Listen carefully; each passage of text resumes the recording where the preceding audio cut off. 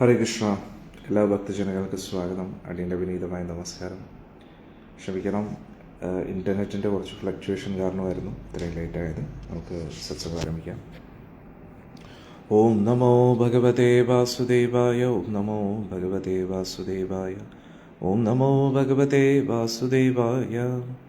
നാരായണം നമസ്കൃത്യം നരം ചൈവ നരോത്തമം ദേവീം സരസ്വതിം വ്യാസം തതോ ജയമുദീരയേത്. നഷ്ടപ്രായേഷു ഭദ്രേഷു നിത്യം ഭാഗവത സേവയാ ഭഗവതി ഉത്തമശ്ലോകേ ഭക്തിർഭവതി നൈഷ്ഠികി.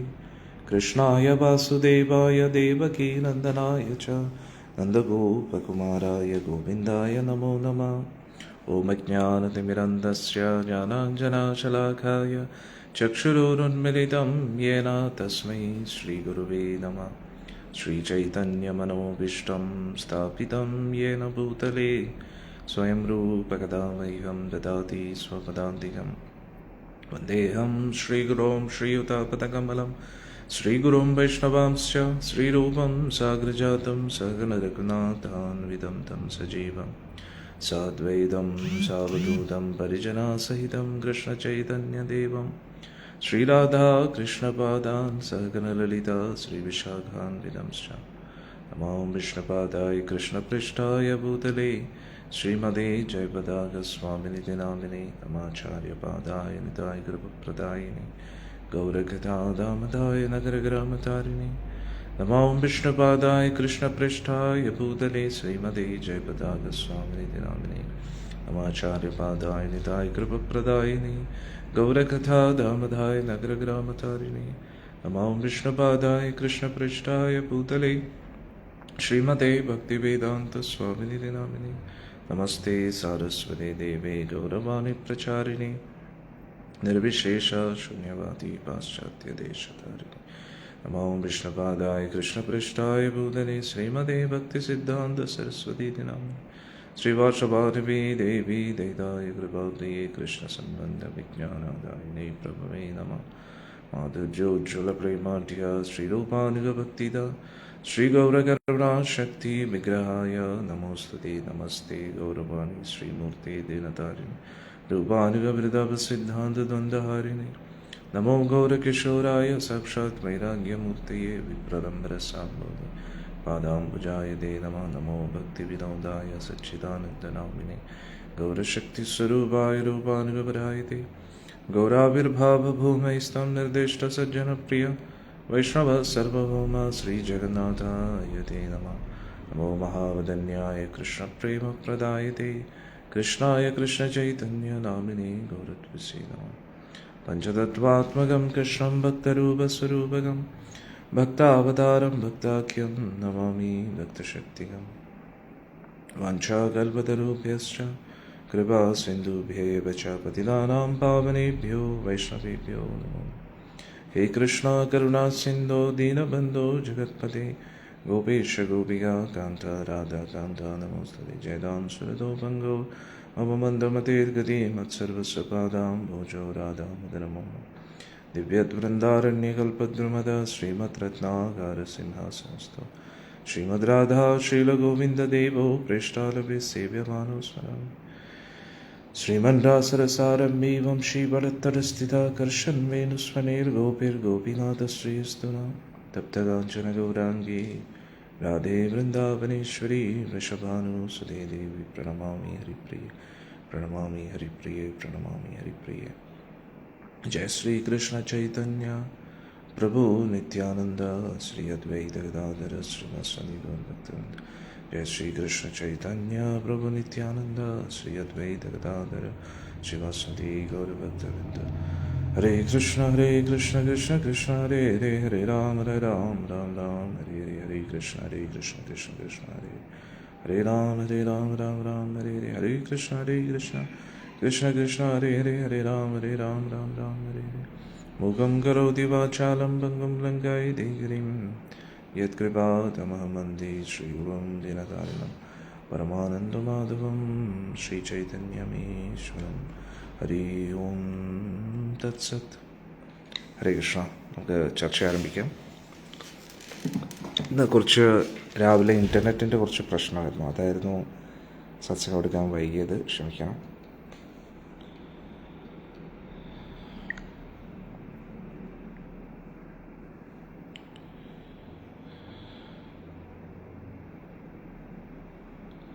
നമുക്ക് ചർച്ച തുടരാം.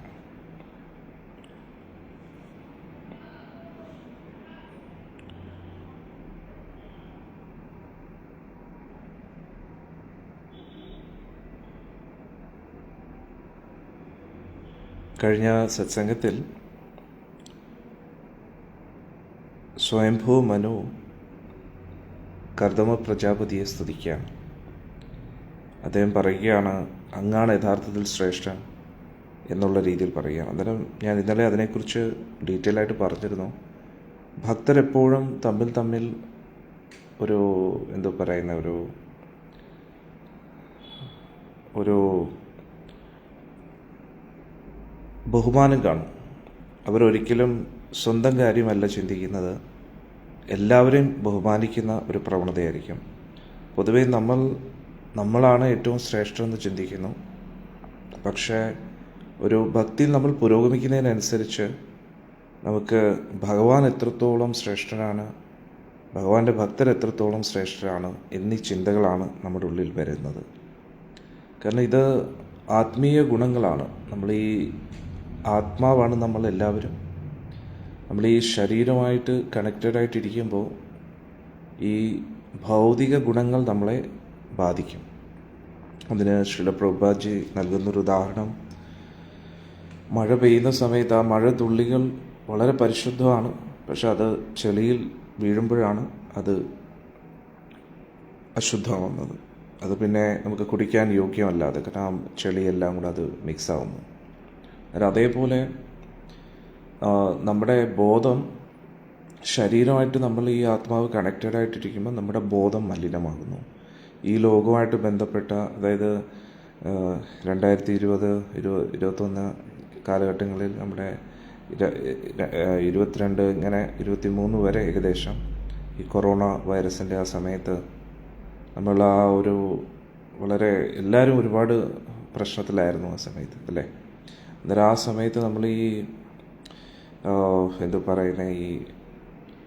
കോണ്ടാക്റ്റിൽ നിന്നും അകന്ന് നിൽക്കാനും ഡിസ്റ്റൻസ് കീപ്പ് ചെയ്യാനും ഒക്കെ പറയുകയാണ്. കാരണം ആ ഒരു കൊറോണ വൈറസ് നമ്മുടെ ഉള്ളിൽ കയറിക്കഴിഞ്ഞാൽ നമ്മുടെ ശ്വാസകോശത്തെയൊക്കെ നശിപ്പിക്കുന്നുണ്ടായിരുന്നു.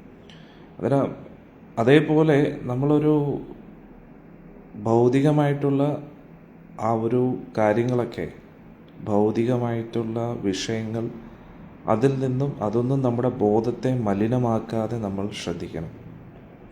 എത്രത്തോളം നമുക്ക് അങ്ങനെയുള്ള കാര്യങ്ങളിൽ നിന്ന് മാറി നിൽക്കാം അത്രത്തോളം നല്ലതാണ്. കാരണം നമ്മൾ നമ്മുടെ ബോധത്തെ പരിശുദ്ധമാക്കി വെച്ചാൽ മാത്രമേ നമുക്ക് ആത്മീയ കാര്യങ്ങളിൽ താല്പര്യം തോന്നത്തുള്ളൂ.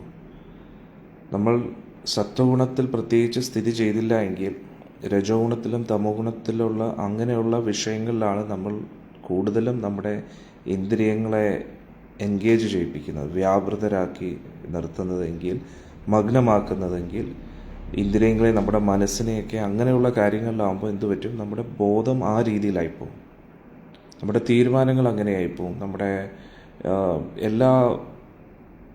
നമ്മുടെ ആഗ്രഹങ്ങൾ എല്ലാം, ചിന്തകൾ എല്ലാം, പ്രവൃത്തികൾ, സംസാരം എല്ലാം അങ്ങനെയായിപ്പോവും. അപ്പോൾ നമ്മൾ സ്വമേധയാ നമ്മുടെ ആ ഇന്ദ്രിയങ്ങളെയും മനസ്സിനെയും സത്വഗുണത്തിൽ പിടിച്ചു നിർത്താൻ വേണ്ടി നമ്മൾ എപ്പോഴും ഇങ്ങനെ പരിശ്രമിച്ചുകൊണ്ടേയിരിക്കണം. അങ്ങനെയുള്ള കാര്യങ്ങളിലായിരിക്കണം നമ്മളെ എൻഗേജ് ചെയ്യിപ്പിക്കുന്നത്. അങ്ങനെ എൻഗേജ് ചെയ്യിപ്പിക്കാൻ ശ്രമിച്ചുകൊണ്ടിരിക്കുന്ന ഭക്ത കൂട്ടായ്മയിൽ നമ്മൾ ഇരിക്കണം. അപ്പോൾ എന്ത് പറ്റും? ക്രമേണ അത് നമ്മുടെ സ്വഭാവമായിട്ട് മാറും. അതാണ് നമ്മൾ മനസ്സിലാക്കേണ്ടത്. അന്നേരം അങ്ങനെ ആത്മീയ ഗുണങ്ങൾ നമ്മുടെ ഉള്ളിൽ വർദ്ധിക്കുന്നതിനനുസരിച്ച് നമ്മുടെ ഉള്ളിലുള്ള സ്വാർത്ഥത, അത്യാഗ്രഹം, അഹങ്കാരം, ഞാനെന്നുള്ള ഭാവം അതെല്ലാം അപ്രത്യക്ഷമാവും. കാരണം അതെല്ലാം ഭൗതിക ഗുണങ്ങളാണ്, ആത്മീയ ഗുണങ്ങളല്ല. അപ്പോൾ ആ ഒരു ഭൗതിക ഗുണങ്ങൾ നമ്മുടെ ഉള്ളിൽ കയറുമ്പോഴാണ് അതിനനുസരിച്ചായിരിക്കും നമ്മൾ തീരുമാനമെടുക്കുന്നത്. പക്ഷെ നമ്മളെ തന്നെ തിരിച്ചറിഞ്ഞ് ആത്മീയ അവബോധത്തിൽ ഇരിക്കുമ്പോൾ നമ്മുടെ ഉള്ളിലുള്ള സദ്ഗുണങ്ങൾ പുറത്തു വരും. അന്നേരം ആത്മാവ് സത്തും ശരീരം അസത്തുമാണ്. പക്ഷേ ആത്മാവിനെക്കുറിച്ച് ബോധവാനായിട്ടിരിക്കാം, അല്ലെങ്കിൽ ശരീരത്തെക്കുറിച്ച് ബോധവാനായിട്ടിരിക്കാം. അന്നേരം ആത്മാവ് സ്വയം ബോധത്തിൽ ഇരിക്കുമ്പോൾ അതിനെ ആത്മസാക്ഷാത്കാരത്തിൻ്റെ തുടക്കമാണ്. നമ്മൾ സ്വയം സെൽഫ് കോൺഷ്യസ് ആയിട്ടിരിക്കുക. എന്നിട്ട് അതെങ്ങനെയാണ് നമ്മളെപ്പോഴും ഇങ്ങനെ കണ്ണടച്ച് ധ്യാനിച്ചുകൊണ്ടിരിക്കുക? അതല്ല, അത് ഒരു പ്രക്രിയയാണ്. പക്ഷെ അത് ഈസി അല്ല, എളുപ്പമല്ല. പിന്നെ അതൊരു ശാശ്വതമായിട്ടുള്ളൊരു വഴിയുമല്ല. അതിന് പകരം ഏറ്റവും ഉത്തമവും ഏറ്റവും എളുപ്പമായിട്ടുള്ള മാർഗം എന്ന് പറഞ്ഞു കഴിഞ്ഞാൽ ഭക്തി പ്രക്രിയയാണ്. അതായത് ശരീരത്തെ ഇഗ്നോർ ചെയ്യുന്നതിന് പകരം ശരീരം കൊണ്ട് ആത്മീയ കാര്യങ്ങൾ ചെയ്യുക. അത് ഈ ഭൗതിക ലോകത്ത് ഇരുന്നു കൊണ്ട് ഭൗതിക പ്രക്രിയ പോലെ തന്നെ ആത്മീയ പ്രക്രിയ ചെയ്യുക. ഇപ്പോൾ ഉദാഹരണം, നമ്മുടെ കൈ ഭൗതികമാണ് അല്ലേ? ജപമാല ഈ ഒരു ലോകത്ത് തന്നെ ഉണ്ടായ ഒരു വസ്തുവാണ്. പക്ഷെ അതേ മാല നമ്മൾ ഭഗവാന്റെ തിരുനാമം ജപിക്കാൻ ഉപയോഗിക്കുമ്പോൾ നമ്മുടെ കൈ ആത്മീയ കാര്യത്തിന് വേണ്ടി ഉപയോഗിക്കുന്നു. ആ മാല ആത്മീയമായിട്ട് മാറുന്നു.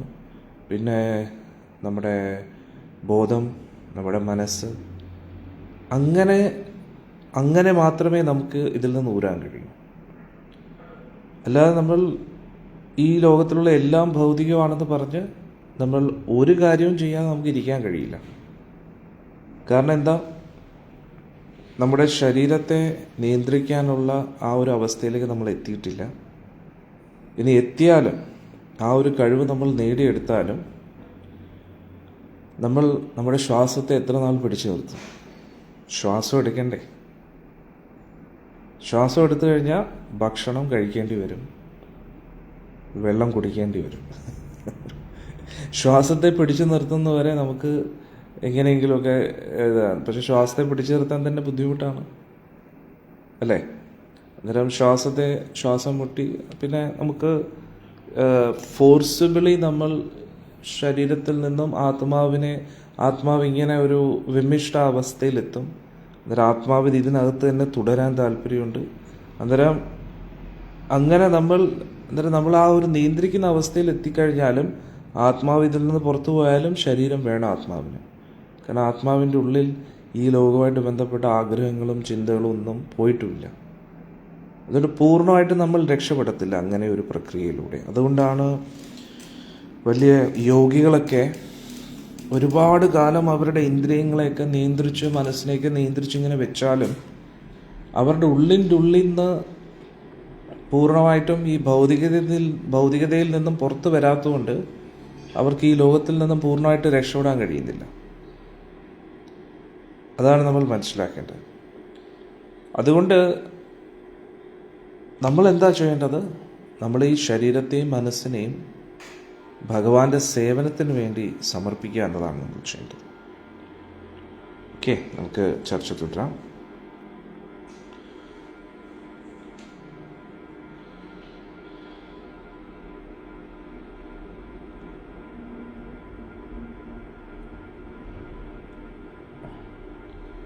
അപ്പോൾ കഴിഞ്ഞ അധ്യായത്തിൽ നമ്മൾ പഠിച്ചത്, ആദ്യം കർദമ പ്രജാപതി സ്വയംഭൂ മനുവിനെ സ്തുതിക്കുകയായിരുന്നു. അങ്ങ് വലിയ ക്ഷത്രിയനാണ്, അങ്ങേപ്പോലുള്ള ക്ഷത്രിയന്മാരുണ്ടായതുകൊണ്ടാണ് നമുക്ക് ഋഷിമാർക്ക് പോലും സമാധാനത്തോടു കൂടി കഴിയാൻ പറ്റുന്നത്. അപ്പോൾ തിരിച്ച് സ്വയംഭൂ മനു പറയുക, അങ്ങനെയല്ല, അങ്ങേപ്പോലുള്ള മഹാവൈഷ്ണവരെ കാണുന്നത് തന്നെ നമ്മുടെ സൗഭാഗ്യമാണ്. കാരണം എന്താ? നിങ്ങളെപ്പോഴും ഹൃദയത്തിൽ ഭഗവാനെ സൂക്ഷിക്കുന്നു. ഭഗവാൻ നിങ്ങളെ സംരക്ഷിക്കാൻ വേണ്ടി, നിങ്ങളെപ്പോലുള്ള ഭക്തരെയും സജ്ജനങ്ങളെയും സംരക്ഷിക്കാൻ വേണ്ടിയാണ് നമ്മൾ ക്ഷത്രിയരെ ഈ ലോകത്തിൽ സൃഷ്ടിക്കുന്നതെന്ന് പറയുന്നത്. അതായത് അന്യോന്യം ഒരു ബഹുമാനമുണ്ട്. അത് ഒരു പൊളിറ്റിക്സിന് വേണ്ടിയുള്ള ബഹുമാനമല്ല. അന്നേരം ഇവിടെ നമ്മൾ അടുത്തൊരു കാര്യം മനസ്സിലാക്കേണ്ടത്, കർദമ പ്രജാപതി സ്വയംഭൂ മനുവിൻ്റെ മകളെ വിവാഹം കഴിക്കാൻ പോവുകയാണെന്ന് ഭഗവാൻ പറഞ്ഞിട്ടുണ്ട്. അതുകൊണ്ട് ദേവഹൂതി ദേവിയുടെ അച്ഛനായ സ്വയംഭൂ മനുവിനെ ഒന്ന് സുഖിപ്പിക്കാൻ വേണ്ടിയല്ല കർദമ പ്രജാപതി ഇവിടെ പറയുന്നത്. അതുകൂടാതെ സ്വയംഭൂ മനു സ്വന്തം മകളെ കർദമ പ്രജാപതിക്ക് വിവാഹം കഴിപ്പിക്കണം എന്ന ആഗ്രഹമുണ്ട്. അത് ബ്രഹ്മദേവനും പറഞ്ഞതാണ്. അതുകൊണ്ട് കർദമ പ്രജാപതിയെ സുഖിപ്പിക്കാൻ വേണ്ടിയല്ല ഇത് പറയുന്നത്. അത് നമ്മൾ മനസ്സിലാക്കണം. എന്നാലും ഇവിടെ ഒരു പൊളിറ്റിക്സ് അല്ല നടക്കുന്ന, ഹൃദയാംഗതമായിട്ട് മറ്റുള്ളവരുടെ നന്മ കാണാൻ ശ്രമിക്കുകയാണ്. അന്നേരം കഴിഞ്ഞ സത്സംഗത്തിൽ നമ്മൾ ചർച്ച ചെയ്തതുപോലെ നമുക്ക് കണ്ണ് നൽകിയിരിക്കുന്നത് നല്ല കാര്യങ്ങൾ കാണാൻ വേണ്ടിയാണ്. പക്ഷെ എന്നിട്ടും നല്ല കാര്യങ്ങൾ നമുക്ക് കാണാൻ പറ്റുന്നില്ല എങ്കിൽ അത് നമ്മുടെ പോരായ്മയാണ് എന്നും കൂടി നമ്മൾ മനസ്സിലാക്കണം. നമ്മുടെ മനസ്സിൽ നമ്മൾ എന്താണോ കാണാൻ ആഗ്രഹിക്കുന്നത് അത് മാത്രമേ നമുക്ക് കാണാൻ പറ്റൂ. നമ്മുടെ ഉള്ളിൽ തിന്മകൾ നിറഞ്ഞു നിൽക്കുകയാണെങ്കിൽ എവിടെ നോക്കിയാലും നമുക്ക് കള്ളത്തരങ്ങളും തിന്മകളും മാത്രമേ കാണാൻ പറ്റൂ. അന്നേരം ഇതിപ്പം കലിയുഗമാണ്, എല്ലായിടത്തും തിന്മകളില്ല എന്നാണോ നമ്മൾ പറയുന്നത്? തെറ്റുകളുണ്ട്. ഈ ലോകമേ വലിയൊരു തെറ്റാണ്, ഈ ശരീരം ഏറ്റവും വലിയ തെറ്റാണ്. പക്ഷേ നമ്മൾ best use of the bad bargain എന്ന് ശ്രീല പ്രഭുപാദജി പറയും. അതായത് ഒരു വാഹനം കേടായി കഴിഞ്ഞു കഴിഞ്ഞാൽ നമുക്ക് പുതിയൊരു വാഹനം മേടിക്കാൻ വേണ്ടി കാശുമില്ല, നമുക്ക് ഈ ഒരു വാഹനം മാത്രമേ ഉള്ളൂ എന്നിരിക്കട്ടെ, നമുക്ക് വാഹനമില്ലാതെ സഞ്ചരിക്കാനും പറ്റത്തില്ല. അന്നേരം നമ്മൾ എന്ത് ചെയ്യും? പറ്റുന്ന പോലെ ഓട്ടിക്കും. ഓടുന്നിടത്തോളം കാലം ഓട്ടിക്കുക എന്നുള്ള രീതിയിലാണ്. അന്നേരം അതേപോലെ അതാണ് പ്രഭുപാദജി പറയുന്നത്. ഈ ശരീരം എന്ന് പറഞ്ഞാൽ ഒരു നഷ്ടക്കച്ചവടമാണ്. ഈ ലോകത്തിൽ നമ്മൾ വന്നതും ഒരു നഷ്ടക്കച്ചവടമാണ്. പ്രത്യേകിച്ച് നമുക്ക് ലാഭമൊന്നുമില്ല. പക്ഷെ നമുക്ക് എന്താ ചെയ്യാൻ പറ്റുന്നതെന്ന് ചോദിച്ചാൽ ഉള്ളത് വെച്ച് എത്രത്തോളം ഓട്ടിക്കാൻ പറ്റുമോ അത്രത്തോളം ഓട്ടിക്കുക എന്നതേ ഉള്ളൂ. മനസ്സിലായില്ലേ? അന്നേരം ആ ഒരു മനസ്സോടു കൂടിയായിരിക്കണം നമ്മൾ ഈ ശരീരത്തെ കാണേണ്ടത്. അങ്ങനെ നമ്മളൊരു നിയന്ത്രണമൊക്കെ വെച്ച് നമ്മൾ ജീവിക്കുകയാണെങ്കിൽ ഈ ശരീരം നല്ലൊരു ഉപകരണമായിട്ട് തീരും. കാരണം ആചാര്യന്മാർ പറയുന്നു, ഈ ശരീരം നല്ലൊരു വള്ളം അല്ലെങ്കിൽ കപ്പലാണ് ഈ സംസാര സാഗരത്തെ മറികടക്കാൻ വേണ്ടി. അന്നേരം അതിനുവേണ്ടി ഈ ശരീരത്തെ ഉപയോഗിക്കുക എന്നതാണ്. അതുകൊണ്ട് അടുത്ത ജന്മം എന്തിൻ്റെ അടിസ്ഥാനത്തിലായിരിക്കും? ഈ ശരീരം കൊണ്ട് നമ്മൾ എന്തൊക്കെ ചെയ്യുന്നുവോ, ഈ ശരീരത്തിൻ്റെ ഇന്ദ്രിയങ്ങൾ വെച്ച് എന്തൊക്കെ ചെയ്യുന്നുവോ, അതായത് കണ്ണ് വെച്ച് എന്തൊക്കെ കാണുന്നുവോ, ചെവി വെച്ച് എന്തൊക്കെ കേൾക്കുന്നുവോ, നാവ് കൊണ്ട് എന്തൊക്കെ രുചിക്കുന്നുവോ, എന്ത് സംസാരിക്കുന്നുവോ, എന്ത് സ്പർശിക്കുന്നുവോ, എന്തിൻ്റെ ഗന്ധം അനുഭവിക്കുന്നുവോ, അങ്ങനെ കൈകൊണ്ട് എന്തൊക്കെ നമ്മൾ പ്രവർത്തിക്കുന്നു, കാലുകൊണ്ട് ഏതൊക്കെ സ്ഥലത്ത് നമ്മൾ ചെല്ലുന്നു, ഇതാണ് നമ്മുടെ പ്രവൃത്തികൾ എന്ന് പറയുന്നത്. ഇനി മനസ്സ് വെച്ച് എന്തൊക്കെ ചിന്തിക്കുന്നു, ഇതിൻ്റെ എല്ലാം ആകെത്തുകയാണ് നമ്മുടെ ഈ ജന്മം എന്ന് പറയുന്നത്. അന്നേരം ഒരു മുക്താത്മാവും, അതായത് ഇനി അവർക്കൊരു ജന്മമില്ല എന്നിരിക്കട്ടെ, അങ്ങനെയുള്ള വ്യക്തികളും പലതും കാണുന്നുണ്ട്. ഇത് ഭഗവത്ഗീതയിൽ പറയുന്നുണ്ട്. അതായത് മുക്താത്മാക്കൾ എല്ലാം കാണുന്നുണ്ടെങ്കിലും കേൾക്കുന്നുണ്ടെങ്കിലും സ്പർശിക്കുന്നുണ്ടെങ്കിലും പല കാര്യങ്ങൾ ചെയ്യുന്നുണ്ടെങ്കിലും വിസർജിക്കുന്ന സമയത്ത് പോലും ചെയ്യുന്നുണ്ടെങ്കിലും ഒന്നും ചെയ്യുന്നില്ല എന്ന് പറയുന്നു. അതിൻ്റെ അർത്ഥം എന്താണെന്ന് വെച്ച് കഴിഞ്ഞാൽ, മുക്തരായിട്ടുള്ള വ്യക്തികൾ, ഭക്തര്, അവരും കാണുന്നു, കേൾക്കുന്നു, ഭക്ഷണം കഴിക്കുന്നു, ഉറങ്ങുന്നു. പക്ഷേ അവർ എന്തിനു വേണ്ടി ഇതൊക്കെ ചെയ്യുന്നു, അവരുടെ ഉദ്ദേശം എന്താണ്, അതുകൂടാതെ അവരുടെ വിഷയങ്ങൾ എന്തൊക്കെയാണ്? കണ്ണുകൊണ്ട് രൂപങ്ങൾ കാണുന്നു, പക്ഷെ ഏത് രൂപത്തെ കാണുന്നു? ചെവി കൊണ്ട് ശബ്ദങ്ങൾ കേൾക്കുന്നു, ഏത് ശബ്ദത്തെ കേൾക്കുന്നു? അങ്ങനെ നമ്മുടെ ഇന്ദ്രിയങ്ങളെയും മനസ്സിനെയും നമ്മൾ എന്തിനു വേണ്ടി ഉപയോഗിക്കുന്നു, അതിനനുസരിച്ച് നമ്മുടെ അടുത്ത ജന്മമായിരിക്കും. വളരെ സിമ്പിളാണ്. അതുകൊണ്ട് ഇത് നന്നായിട്ട് മനസ്സിലാക്കി ഇനി ഉള്ള സമയമെങ്കിലും, അതും എങ്ങനെ, ഓരോ ദിവസത്തിലെയും ഏറ്റവും കുറഞ്ഞത് ഒരു 12 മണിക്കൂർ നമ്മൾ ഏത് കാര്യത്തിന് വേണ്ടി നമ്മുടെ ശരീര അവയവങ്ങളെയും ഇന്ദ്രിയങ്ങളെയും മനസ്സിനെയും ഉപയോഗിക്കുന്നു, അതിൻ്റെ അടിസ്ഥാനത്തിലായിരിക്കും നമ്മുടെ അടുത്ത ജന്മം ഓരോ ദിവസവും. അന്നേരം നമ്മുടെ ഇപ്പോഴത്തെ പ്രായം കാൽക്കുലേറ്റ് ചെയ്യുക. ഇത്രയും വർഷം എന്തൊക്കെയോ ആയി, നമ്മൾ തോന്നിയ പോലെ എന്തൊക്കെയോ ചെയ്തിട്ടാണ് ജീവിച്ചത്. പക്ഷേ ഇന്ന് മുതൽ, ഈ നിമിഷം മുതൽ ഓരോ മണിക്കൂറുകളും വളരെ സൂക്ഷിച്ചാലോചിച്ച് ചിലവാക്കുക.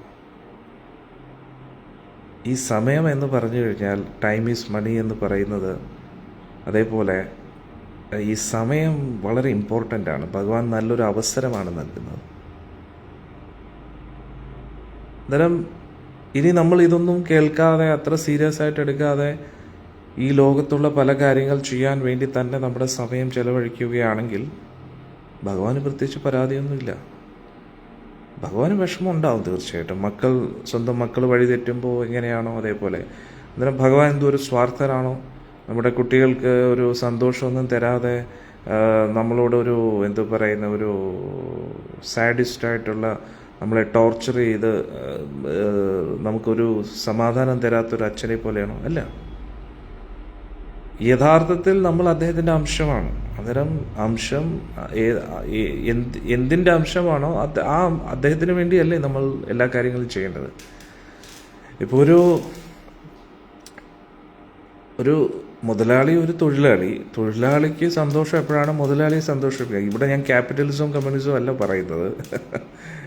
ഞാൻ എന്നേക്കുമായിട്ടുള്ളൊരു ക്യാപിറ്റലിസവും കമ്മ്യൂണിസവുമാണ് പറയുന്നത്. എന്നേക്കുമായിട്ടുള്ള ക്യാപിറ്റലിസം എന്ന് പറഞ്ഞാൽ എന്താണ്? ഭഗവാൻ തന്നെ എപ്പോഴും മുതലാളിയായിരിക്കും. എല്ലാത്തിൻ്റെയും സ്വാമി അദ്ദേഹം തന്നെയായിരിക്കും. പക്ഷേ അദ്ദേഹം ചൂഷണം ചെയ്യുന്ന ഒരാളല്ല. അതാണ് നമ്മൾ അടുത്ത ഒരു പോയിന്റ് മനസ്സിലാക്കേണ്ടത്. ഇനി നമ്മൾ എന്നെന്നും അദ്ദേഹത്തിൻ്റെ തൊഴിലാളിയാണ്. അത് ഒരിക്കലും മാറത്തില്ല, എത്ര നമ്മൾ ശ്രമിച്ചാലും. അന്നേരം നമുക്ക് തൊഴിലാളിയായിട്ട് ഇരിക്കാൻ താല്പര്യമില്ല. അതുകൊണ്ട് നമ്മൾ മുതലാളിയാകാൻ വേണ്ടി ഇവിടെ വന്നിരിക്കുകയാണ്. അന്നേരം നമ്മളിവിടെ മുതലാളിയാകണമെങ്കിൽ നമ്മുടെ കീഴിൽ തൊഴിലാളികൾ വേണം.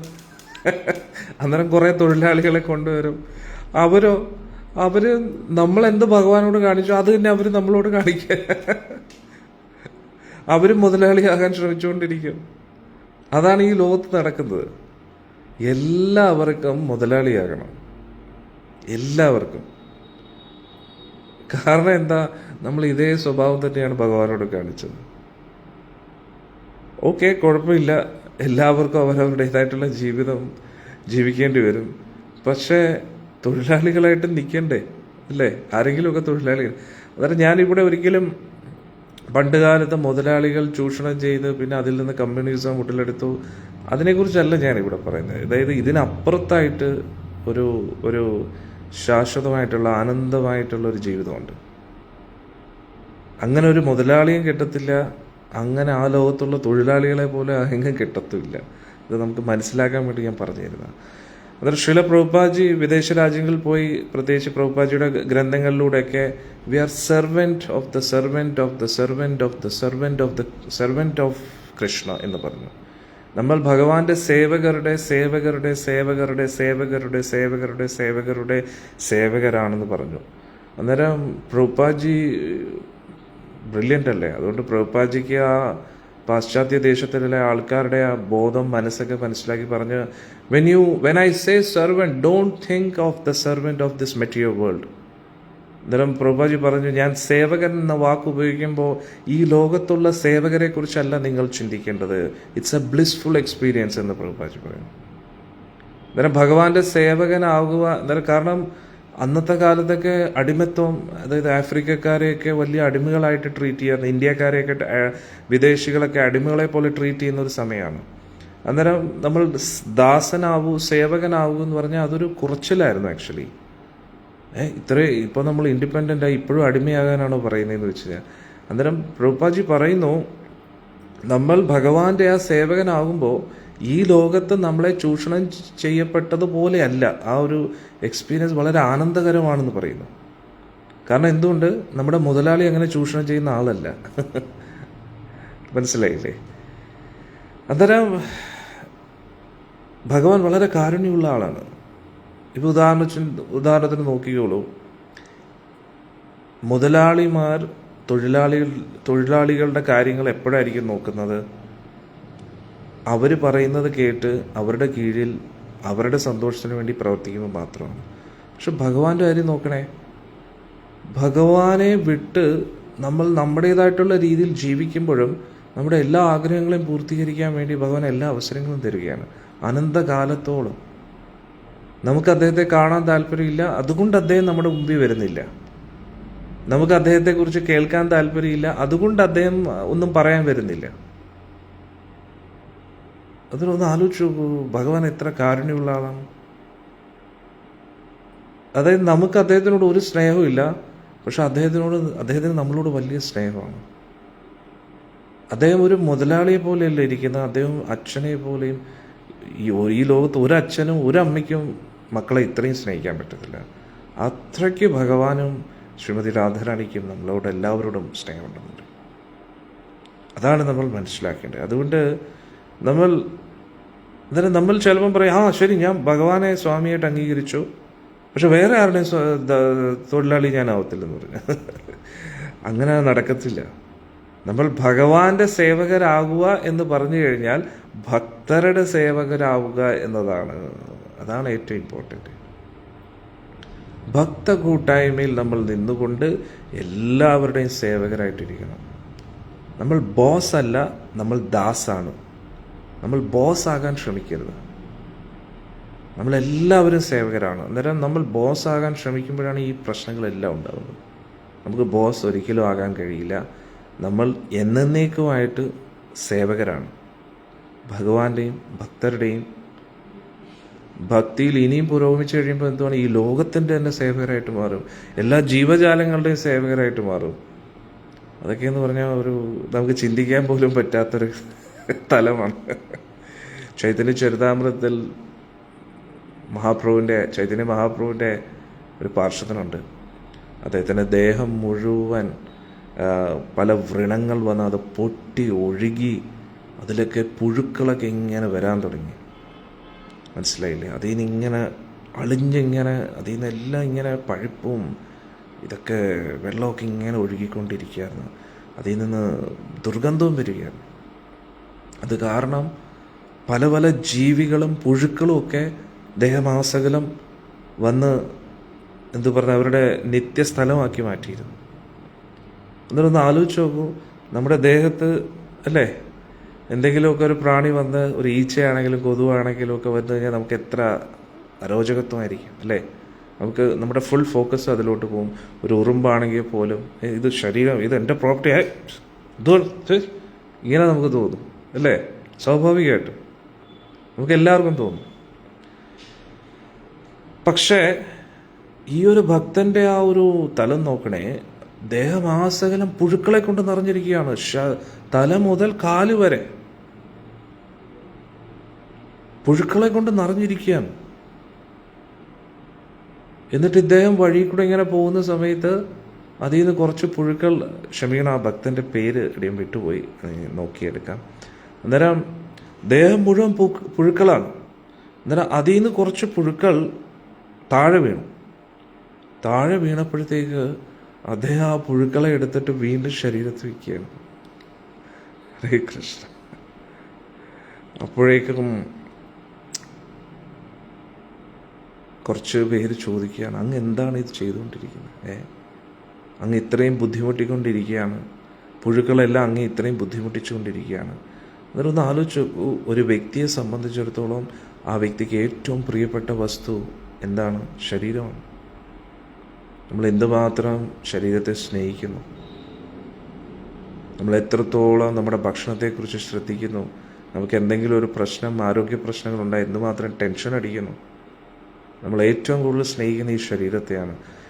നമ്മൾ കണ്ണാടിയിൽ എത്രയോ പ്രാവശ്യം നോക്കുന്നു, നമ്മൾ കാണാൻ ഭംഗിയുണ്ടോ എന്നൊക്കെ അല്ലേ? എത്രത്തോളം നമ്മുടെ ഫോട്ടോ നമ്മളിങ്ങനെ നോക്കാറുണ്ട്. അന്നേരം ആ ശരീരത്തെക്കുറിച്ചാണ് ഞാൻ ഇവിടെ പറയുന്നത്. നമ്മൾ ഏറ്റവും കൂടുതൽ സ്നേഹിക്കുന്ന, താലോലിക്കുന്ന ആ ശരീരം, അങ്ങനെയുള്ള ഒരു ശരീരം, ഒരു ഭക്തൻ ഭക്തിയുടെ ഏറ്റവും പരമോന്നത തലത്തിലേക്ക് എത്തിക്കഴിഞ്ഞാൽ ആ ശരീരത്തെ ആ വ്യക്തി എങ്ങനെയാണ് കാണുന്നതെന്ന് നോക്കണേ. അന്നേരം ദേഹമാസകലം വ്രണമൊക്കെ ബാധിച്ച് ഇങ്ങനെ ഇരിക്കുമ്പോൾ നാമജപം മുടക്കുന്നില്ല ആള് വിചാരിക്കുന്നില്ല, ഓ ഇത്രയൊക്കെ എനിക്ക് ബുദ്ധിമുട്ട് വന്നു, എന്താ ജപിച്ചിട്ട് പിന്നെ എന്ത് കാര്യം. ഒന്ന് ആലോചിച്ച് നോക്കും. നമുക്ക് എങ്കിൽ ഒരു അവസ്ഥയായിരുന്നു എങ്കിൽ നമുക്ക് ചിന്തിക്കാൻ തന്നെ പേടിയായിരിക്കും. സ്വാമിജി അങ്ങനൊന്നും പറയാതെ. പക്ഷെ ഒന്ന് ആലോചിച്ച് നോക്കൂ, നമ്മുടെ ദേഹത്ത് ചെറിയൊരു ഞുണൽ വന്നു കഴിഞ്ഞാൽ തന്നെ നമുക്ക് എന്തുമാത്രം ടെൻഷനും വിഷമവും ഫ്രസ്ട്രേഷനും ആയിരിക്കും. ഇത് ദേഹമാസകലം വ്രണമൊക്കെ ബാധിച്ച് പുഴുക്കളൊക്കെ വന്ന് അന്നേരം അതിൽ നിന്ന് ആ പുഴുക്കളെ എടുത്തിട്ട് ആൾ വീണ്ടും ദേഹത്ത് വിടുക.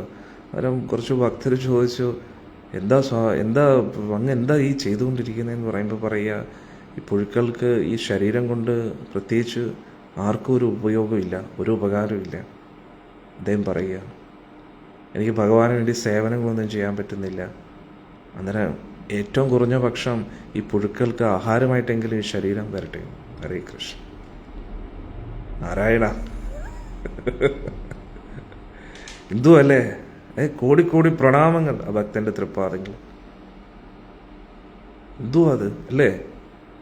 അന്നേരം മരിച്ചു കഴിയുമ്പോൾ നമ്മൾ വലിയ രാജാവാണെങ്കിലും മന്ത്രിയാണെങ്കിലും ആരായാലും ശരി, അത് കഴിഞ്ഞ് നമ്മുടെ ശരീരം എന്തായാലും പുഴുവിൻ്റെ ഭക്ഷണമായിട്ട് മാറും, അല്ലെങ്കിൽ കത്തിച്ചാമ്പലാവും. അപ്പോൾ നമുക്ക് തത്വങ്ങളൊക്കെ പറയാൻ പറ്റും, ഇത്രയൊക്കെ ഉള്ളു ജീവിതമെന്ന്. പക്ഷേ ഇതിനകത്ത് ഇരിക്കുമ്പോൾ തന്നെ നമ്മുടെ ശരീരത്തെ ഇത്രത്തോളം സമർപ്പിക്കാൻ പറ്റുമോ ഈ ലോകത്തിന് വേണ്ടി? അത് നമുക്ക് ഒട്ടും ചിന്തിക്കാൻ പറ്റുന്നില്ല ആ ഒരു അവസ്ഥയെന്നൊക്കെ പറഞ്ഞാൽ. അതാണ് ഭക്തിയുടെ തലം. അത്രത്തോളം ഒരു വ്യക്തിക്ക് ഡിറ്റാച്ച്ഡ് ആവാൻ പറ്റുമെന്നുള്ളതാണ്. അന്നേരം നമ്മൾ എപ്പോഴും ഓർക്കുക, നമ്മൾ എത്രത്തോളം ഭഗവാനെ സ്നേഹിക്കുന്നു എന്ന് നമുക്ക് എങ്ങനെ മനസ്സിലാക്കാൻ പറ്റും? എത്രത്തോളം നമുക്ക് നമ്മുടെ ശരീരത്തിനോടുള്ള സ്നേഹം കുറഞ്ഞു എന്നതിൻ്റെ അടിസ്ഥാനത്തിൽ. നമ്മൾ ഈ മാത്സിലൊക്കെ ഡയറക്റ്റ് പ്രൊപ്പോർഷൻ, ഇൻഡയറക്റ്റ് പ്രൊപ്പോർഷൻ എന്നൊക്കെ പറയത്തില്ലേ, അതേപോലെ നമുക്ക് ഗുരുവായൂരപ്പനോട് എത്രത്തോളം സ്നേഹമുണ്ടോ അത്രത്തോളം നമുക്ക് ശരീരത്തിനോടുള്ള സ്നേഹം കുറയും എന്നുള്ളതാണ്. ഇത് തിരിച്ചുമാണ് കേട്ടോ. എത്രത്തോളം നമ്മുടെ ശരീരത്തിനോടുള്ള സ്നേഹം കുറയുന്നുവോ അത്രത്തോളം നമുക്ക് ഭഗവാനോടുള്ള സ്നേഹം കൂടും. അതും സത്യമാണ്.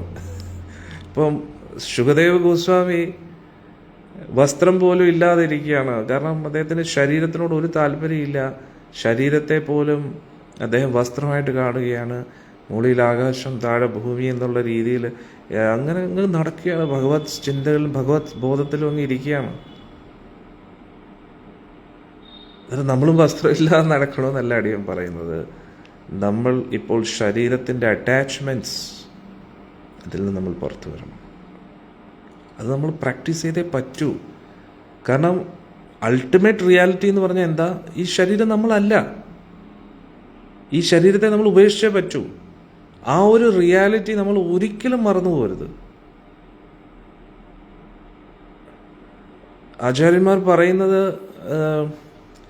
ഒരു ഉദാഹരണം പറയുന്നു. അതായത് ഒരു ബാങ്കിൽ നമ്മളിങ്ങനെ കാശ് ഡെപ്പോസിറ്റ് ചെയ്തുകൊണ്ടിരിക്കുക. നമ്മുടെ എല്ലാം കഷ്ടപ്പെട്ട് അധ്വാനിച്ചുണ്ടാക്കിയ കാശെല്ലാം ഇങ്ങനെ ബാങ്ക് അക്കൗണ്ടിൽ ഇങ്ങനെ ഇട്ടിട്ടിട്ടിട്ടിട്ടിട്ടിട്ടിട്ട് ഇങ്ങനെ ഇട്ടുകൊണ്ടിരിക്കുക. പക്ഷേ ആ ബാങ്ക് അടച്ചുപൂട്ടാൻ പോവുകയാണ്. അത് നമ്മൾ അറിയുകയും ചെയ്തു. കുറച്ച് ദിവസങ്ങൾക്കുള്ളിൽ ആ ബാങ്ക് അടച്ചുപൂട്ടും. പിന്നെ അറിഞ്ഞിട്ടും അത് വീണ്ടും വീണ്ടും അതിലിങ്ങനെ ഡെപ്പോസിറ്റ് ചെയ്യുന്നത് ഏറ്റവും വലിയ മണ്ടത്തരമല്ലേ? ഈ ലോകത്തിലെ ഏറ്റവും വലിയ വിഡ്ഢിയല്ലേ അങ്ങനെയുള്ള വ്യക്തികൾ? പക്ഷെ നമ്മൾ അതാണ് ചെയ്തുകൊണ്ടിരിക്കുന്നത്.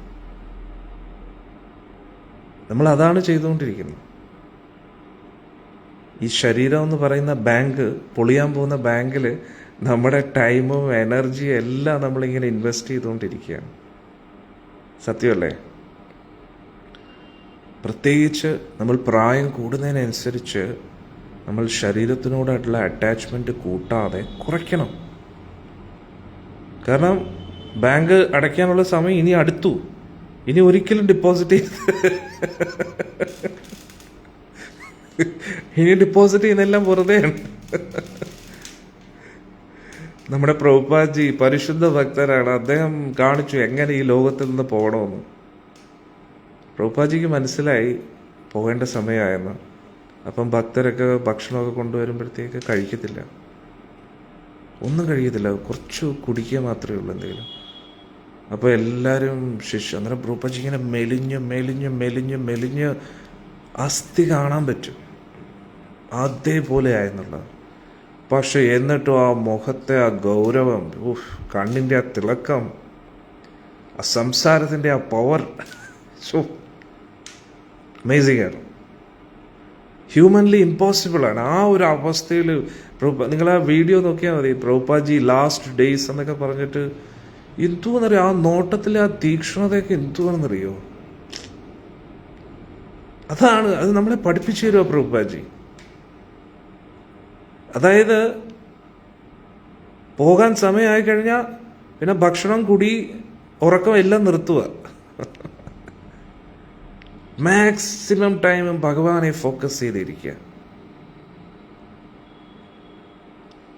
അല്ലാതെ മരണം അടുത്തെത്തുമ്പോഴും ഭക്ഷണം കുത്തിക്കയറ്റുമല്ല ചെയ്യേണ്ടത്. അതെല്ലാം ഉപേക്ഷിച്ചു. അന്നേരം ശിഷ്യരെല്ലാം അടുത്ത് വന്നിട്ട് പ്രഭുപാജിയുടെ ഈ അവസ്ഥ കണ്ടിട്ട് കരഞ്ഞിട്ട് പ്രാർത്ഥിക്കുകയാണ്. പ്രഭുപാജി, അങ്ങ് ഭഗവാനായിട്ട് വളരെ ക്ലോസ് ആയിട്ടുള്ള ആളല്ലേ, അങ്ങ് പ്രാർത്ഥിച്ചു കഴിഞ്ഞാൽ അങ്ങക്ക് ഇവിടെ നമ്മുടെ കൂട്ടത്തിൽ നിൽക്കാൻ പറ്റത്തില്ലേ? അങ്ങ് ഒന്ന് പ്രാർത്ഥിച്ചൂടെ എന്ന് പറഞ്ഞു. അതിനു മുമ്പേ ശിഷ്യരെല്ലാവരും പറഞ്ഞു, പ്രഭുപാജി അങ്ങ് പോകരുത്, അങ്ങ് നമ്മളെ വിട്ടു പോകരുതെന്നൊക്കെ പറഞ്ഞപ്പോഴത്തേക്ക് പ്രഭുപാജി ചിരിക്കുക. പ്രഭുപാജി പറയും, നിങ്ങൾ പ്രാർത്ഥിക്കുമോ, എനിക്ക് വേണ്ടി പ്രാർത്ഥിക്കാൻ പറഞ്ഞു. പക്ഷെ പ്രഭുപാജി തീരുമാനിച്ചതുപോലെയാണ് പോകാനായിട്ട്. പക്ഷെ ഇതിനു മുമ്പേ പല പ്രാവശ്യം അസുഖം വരുമ്പോൾ പ്രഭുപാജി ഇതേപോലെ പറഞ്ഞു, എനിക്ക് വേണ്ടി പ്രാർത്ഥിച്ചോളാൻ പറഞ്ഞു. അതായത് എൻ്റെ ഗുരുദേവ്, നമ്മുടെ പ്രഭുപാജി അദ്ദേഹത്തിൻ്റെ മിഷൻ പൂർത്തീകരിച്ചില്ല കൃഷ്ണ, അതുകൊണ്ട് അദ്ദേഹത്തിൻ്റെ മിഷൻ പൂർത്തീകരിക്കാൻ വേണ്ടി അദ്ദേഹത്തിന് സമയം തരണം എന്ന് പ്രാർത്ഥിക്കാൻ ശ്രീല പ്രഭുപാജി പറഞ്ഞു. എന്നിട്ട് പ്രഭുപാജി പറയുകയും ചെയ്തു, ഭഗവാനെ നിർബന്ധിക്കുകയും ചെയ്യരുതെന്ന് പറഞ്ഞു. പ്രാർത്ഥിക്കുക, എന്നിട്ട് പറയുക, ഭഗവാനെ ഇത് നമ്മൾ പ്രാർത്ഥിച്ചു എന്നേ ഉള്ളൂ, അങ്ങ് എന്താണോ ഇഷ്ടം അതിനനുസരിച്ച് അങ്ങേക്ക് ചെയ്യാം എന്നും കൂടെ പറയാം. പ്രാർത്ഥിക്കേണ്ട വിധി പ്രഭുപാജി പറഞ്ഞു കൊടുക്കുകയാണ്. ഹരേ കൃഷ്ണ.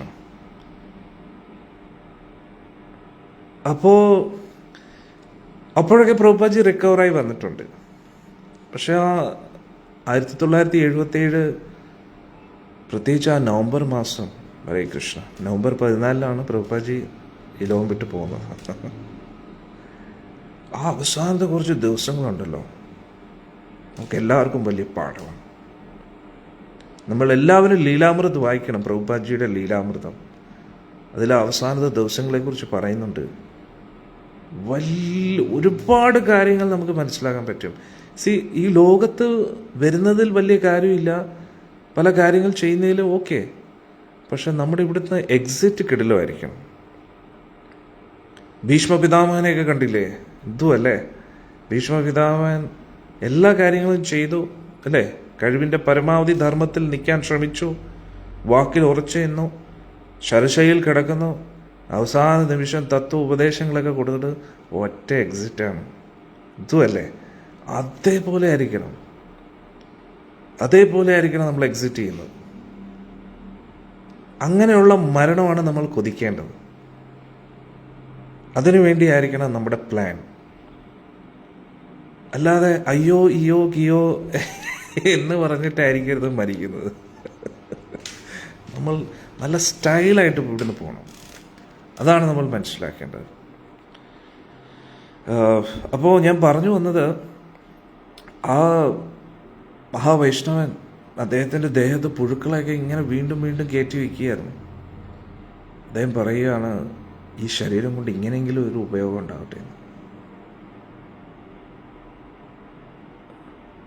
ഇങ്ങനെ ഒരാൾ പറഞ്ഞാൽ എന്താ പറയുക അല്ലേ? ചൈതന്യ മഹാപ്രഭു അതറിഞ്ഞു. മഹാപ്രഭുവിൻ്റെ കണ്ണീരിൽ നിന്ന് ധാരധാരയായിട്ട് കണ്ണീരും, ഭഗവാൻ പോലും കരഞ്ഞു ആ വിരക്തിയും ഭക്തിയും കണ്ടിട്ട്. എന്നിട്ട് മഹാപ്രഭു പറഞ്ഞു, നിന്റെ ഭക്തിയിൽ ഞാൻ കരഞ്ഞു പോവുകയാണ്, എൻ്റെ ഹൃദയത്തെ തകർക്കുകയാണ് ഈ ഒരു വിരക്തി എന്ന് പറഞ്ഞു. എന്നിട്ട് മഹാപ്രഭു കെട്ടിപ്പിടിക്കുകയാണ്. അപ്പോഴത്തേക്ക് ഈ ഭക്തൻ ചൈതന്യ മഹാപ്രഭുവിനെ ഇങ്ങനെ തള്ളി മാറ്റുകയാണ്. സാക്ഷാൽ ഭഗവാൻ കൃഷ്ണൻ, സാക്ഷാൽ ശ്രീമതി രാധാറാണി.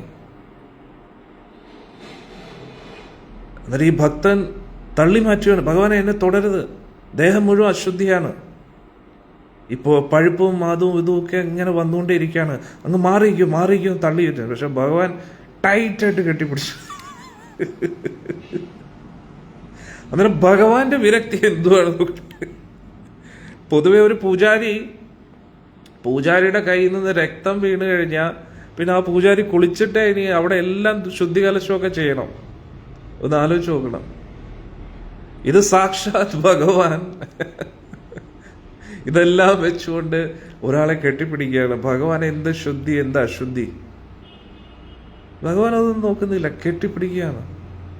ഭഗവാന്റെ സ്പർശനത്തോടു കൂടി തന്നെ അദ്ദേഹത്തിന്റെ ശരീരം അതിസുന്ദരമായിട്ട് മാറി. ദേഹം എന്തോ ഈ തനി നാടൻ ഭാഷയിൽ പറഞ്ഞ പ്ലക്ക് എന്ന് പറഞ്ഞിട്ട് നല്ല ഇങ്ങനെ തിളങ്ങുകയായിരുന്നു, നല്ല തിളക്കുമായിരുന്നു ശരീരത്തിന്. ദേഹകാന്തി വർദ്ധിച്ചു. ചൈതന്യ മഹാപ്രഭുവിന്റെ അതേ നിറം അദ്ദേഹത്തിന് കിട്ടിയെന്നുള്ളതാണ്. അതീവ സുന്ദരൻ, കൂടാനുകൂടി ഗന്ധർവന്മാരെ പോലെ സുന്ദരനായി ഇയാള്. അതിന് എല്ലാവരും അത്ഭുതപ്പെട്ടു. അപ്പോഴത്തേക്ക് ഈ ഭക്തൻ, നമ്മളായിരുന്നെങ്കിൽ പറഞ്ഞ ഭഗവാനെ എങ്ങനെ നന്ദി പറയണേ, എനിക്ക് അറിഞ്ഞുകൂടാ എന്തൊക്കെ. ഭക്തൻ പറയും, എന്ത് ചതിവാ ഭഗവാനെ ചെയ്തത്. ആള് ചൈതന്യ മഹാപ്രഭുവിനോട് പറയാം, ഇത് വല്ലാത്തൊരു ചതിയായിപ്പോയി. അപ്പം മഹാപ്രഭുക്ക് എന്ത് പറ്റി? ഭഗവാനെ ഇത്രയും കാലം ഈ പുഴുവും ഇതൊക്കെ ആയിരുന്നു എൻ്റെ ആൾക്കാർ, പക്ഷെ എനിക്ക് സ്വസ്ഥത ഉണ്ടായിരുന്നു, സമാധാനം ഉണ്ടായിരുന്നു, അങ്ങേ ധ്യാനിക്കാൻ പറ്റുമായിരുന്നു, ജപിക്കാൻ പറ്റുമായിരുന്നു. ഇപ്പോൾ അങ്ങ് എന്നെ ഇങ്ങനെ ആക്കി, ഇനി എല്ലാവരും എൻ്റെ ഫോളോവേഴ്സായി, എൻ്റെ കൂട്ടത്തിൽ ആൾക്കാർ കൂടും, അവരെന്നെ ആരാധിക്കാൻ തുടങ്ങും, ബഹുമാനിക്കാൻ തുടങ്ങും, വലിയ ശല്യമായിരിക്കും. അപ്പം ഭഗവാൻ വീണ്ടും കെട്ടിപ്പിടിക്കുക. അന്നേരം നമ്മൾ ഇതാണ് മനസ്സിലാക്കേണ്ടത്, ഒരു ഭക്തന്റെ മനസ്സ് എങ്ങനെ ഇരിക്കണം. നമ്മൾ ശരീരത്തിനോടുള്ള അറ്റാച്ച്മെന്റ്സ് അത് പോയേ പറ്റൂ. ഇന്നല്ലെങ്കിൽ നാളെ, ഏതെങ്കിലും ഒരു വർഷത്തിൽ, ഏതെങ്കിലും ഒരു ജന്മത്തിൽ. അതെ, വാസുദേവ് എന്നായിരുന്നു ഭക്തന്റെ പേര്. അതെ, വാസുദേവ് ദത്ത്. അപ്പോ നമ്മൾ മനസ്സിലാക്കേണ്ട, നമ്മുടെ ഉള്ളിലുണ്ടല്ലോ ആ ഒരു വിരക്തി, അത് ഇങ്ങനെ കത്തി ജ്വലിച്ച് നിൽക്കണം. അങ്ങനെ ആയിരിക്കണം നമ്മൾ ഭക്തര്. അങ്ങനെയുള്ള ഭക്തരാണ് കിടിലം ഭക്തർ എന്ന് പറഞ്ഞാൽ അങ്ങനെയാണ്. നമ്മൾ ഈ ശരീരത്തിനോട് അറ്റാച്ച്മെന്റ് വയ്ക്കുന്ന മഹാബോറാണ് അത്. പ്രഭുപാജി കണ്ടില്ല, 2 ഹാർട്ട് അറ്റാക്കും സഹിച്ച് പറ്റുന്നില്ല. ഒരു ഹാർട്ട് അറ്റാക്ക് വരുമ്പോഴേ എന്തോ പറയാം, നമ്മുടെ ഒരു പരുവം. 2 ഹാർട്ട് അറ്റാക്ക് വന്നു, 3ാമത്തെ ഹാർട്ട് അറ്റാക്കും വന്നു എന്നുള്ളതാണ്. അതും ഈ കപ്പലിലൊക്കെ യാത്ര ചെയ്ത് നോക്കണം, എന്ത് ടഫാണെന്നറിയാം. കടൽ എത്ര നാൾ ഇങ്ങനെ കണ്ടുകൊണ്ടിരിക്കും? 10, 12, 14 ദിവസങ്ങളൊക്കെ കപ്പലിലിരിക്കുക എന്ന് പറഞ്ഞാൽ എന്തുവാ അത്? പ്രഭുപാജിയുടെ കാശില്ലായിരുന്നു, ചരക്ക് കപ്പലിലാണ് ഇരിക്കുന്നത്. 69ാമത്തെ വയസ്സിൽ ഇവിടെ നമ്മൾ ഇപ്പോൾ അടിയന് 37 വയസ്സാവുന്നു. അന്നേരം 37ാമത്തെ വയസ്സിലെ ശരീരം എല്ലാം കൂടെ ആകെ കുളമായിട്ടിരിക്കുക. അന്നേരം 69 വയസ്സെന്നൊക്കെ പറഞ്ഞാൽ എന്തുവാ അല്ലേ? അന്നേരം ശരീരം ഏത് പരുവമായി കാണുമെന്നൊന്നും ആലോചിച്ചു. പക്ഷെ എന്നിട്ടും പ്രഭുപാജിയുടെ ആ ബോധം, ഹരേ കൃഷ്ണ, അതാണ് നമ്മൾ മനസ്സിലാക്കേണ്ടത്. പ്രായം കൂടുന്നതിനനുസരിച്ച് നമ്മുടെ ബോധം ഉയരണം. കൂടുതൽ ഭഗവാനുമായിട്ട് അറ്റാച്ച്ഡ് ആണ്. ശരീരത്തിനോടുള്ള അറ്റാച്ച്മെന്റ് കുറഞ്ഞു വരണം. ഇനി നമ്മൾ ശരീരത്തിനോട് അറ്റാച്ച്മെന്റ് കുറയ്ക്കുന്നു എന്നതിൻ്റെ പേരിൽ മറ്റുള്ളവരും ശരീരത്തിന്റെ അറ്റാച്ച്മെന്റ് കുറയ്ക്കണം എന്നൊരു നിർബന്ധ ബുദ്ധി നമ്മൾ വെക്കാനും പാടില്ല. അതും വളരെ ഡേഞ്ചറസ് ആണ്.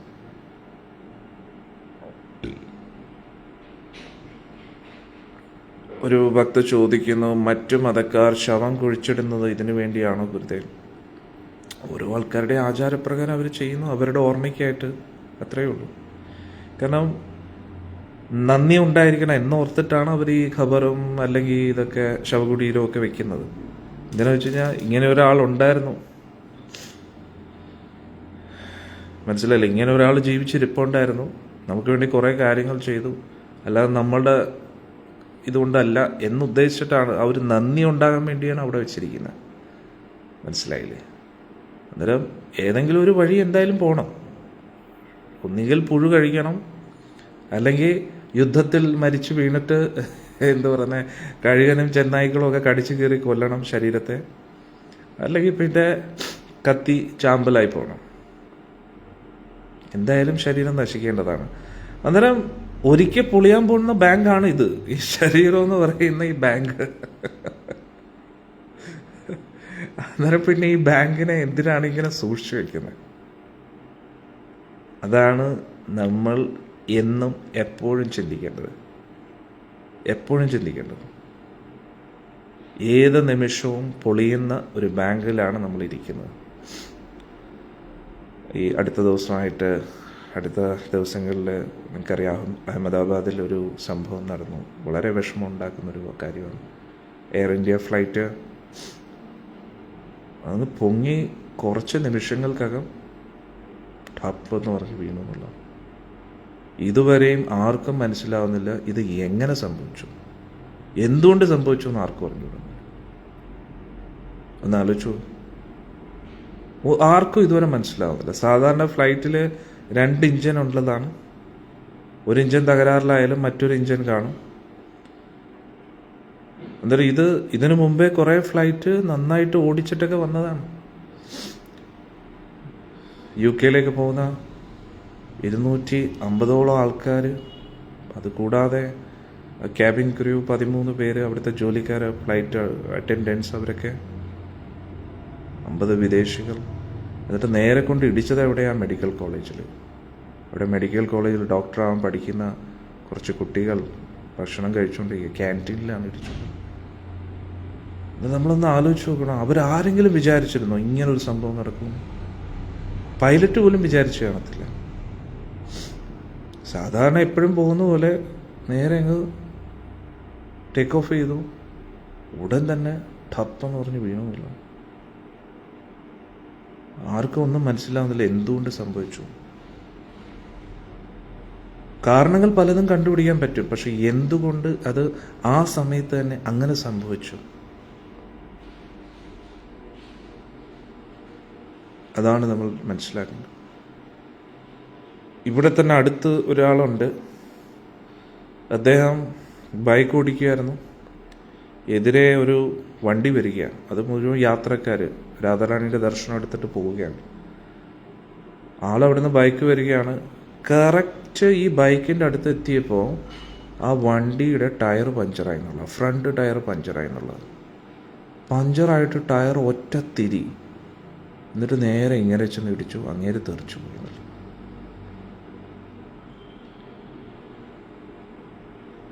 ഇങ്ങനെ എപ്പോഴെങ്കിലും വിചാരിച്ചാണോ ഇങ്ങനൊരു സംഭവം നടക്കും? വണ്ടി ഓടിക്കുന്നവർ വിചാരിച്ചോ? സാധാരണ ആക്സിഡൻറ്റ് എങ്ങനെയായിരിക്കും? അശ്രദ്ധ കൊണ്ടാണെന്ന് നമുക്ക് വേണമെങ്കിൽ പറയാം. പക്ഷെ ഇത് ടയർ പഞ്ചറായി, ഫ്രണ്ട് ടയർ തന്നെ പഞ്ചറായി, വണ്ടിയുടെ കൺട്രോൾ വിട്ടു, ഒറ്റ ഇടി. എന്നാലോചിച്ചു. ഇങ്ങനെ ഈ ലോകത്ത് എത്രയോ സംഭവങ്ങൾ നടന്നുകൊണ്ടിരിക്കുകയാണ്.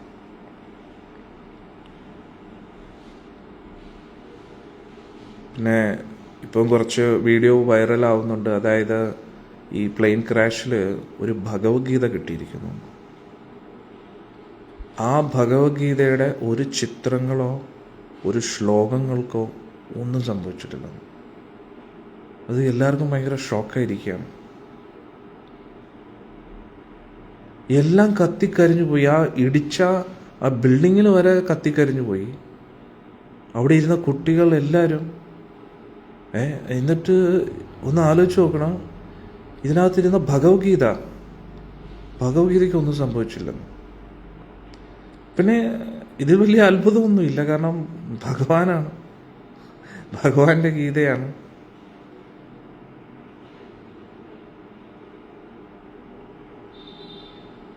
ഭഗവത്ഗീതയാണ്. അന്നേരം ഏതോ ഒരു ഭക്തൻ അതിലുണ്ടായിരുന്നു. ഇനി ആ ഗീത ഉണ്ടായതുകൊണ്ട് ചിലപ്പം ഇവർക്ക് എല്ലാവർക്കും ചിലപ്പോൾ ബെറ്റർ ലൈഫ് കിട്ടും, അല്ലെങ്കിൽ സ്വർഗലോക പ്രാപ്തി കിട്ടും, ഒന്നും പറയാൻ ഈ ഒറ്റ ഗീതമുണ്ട്.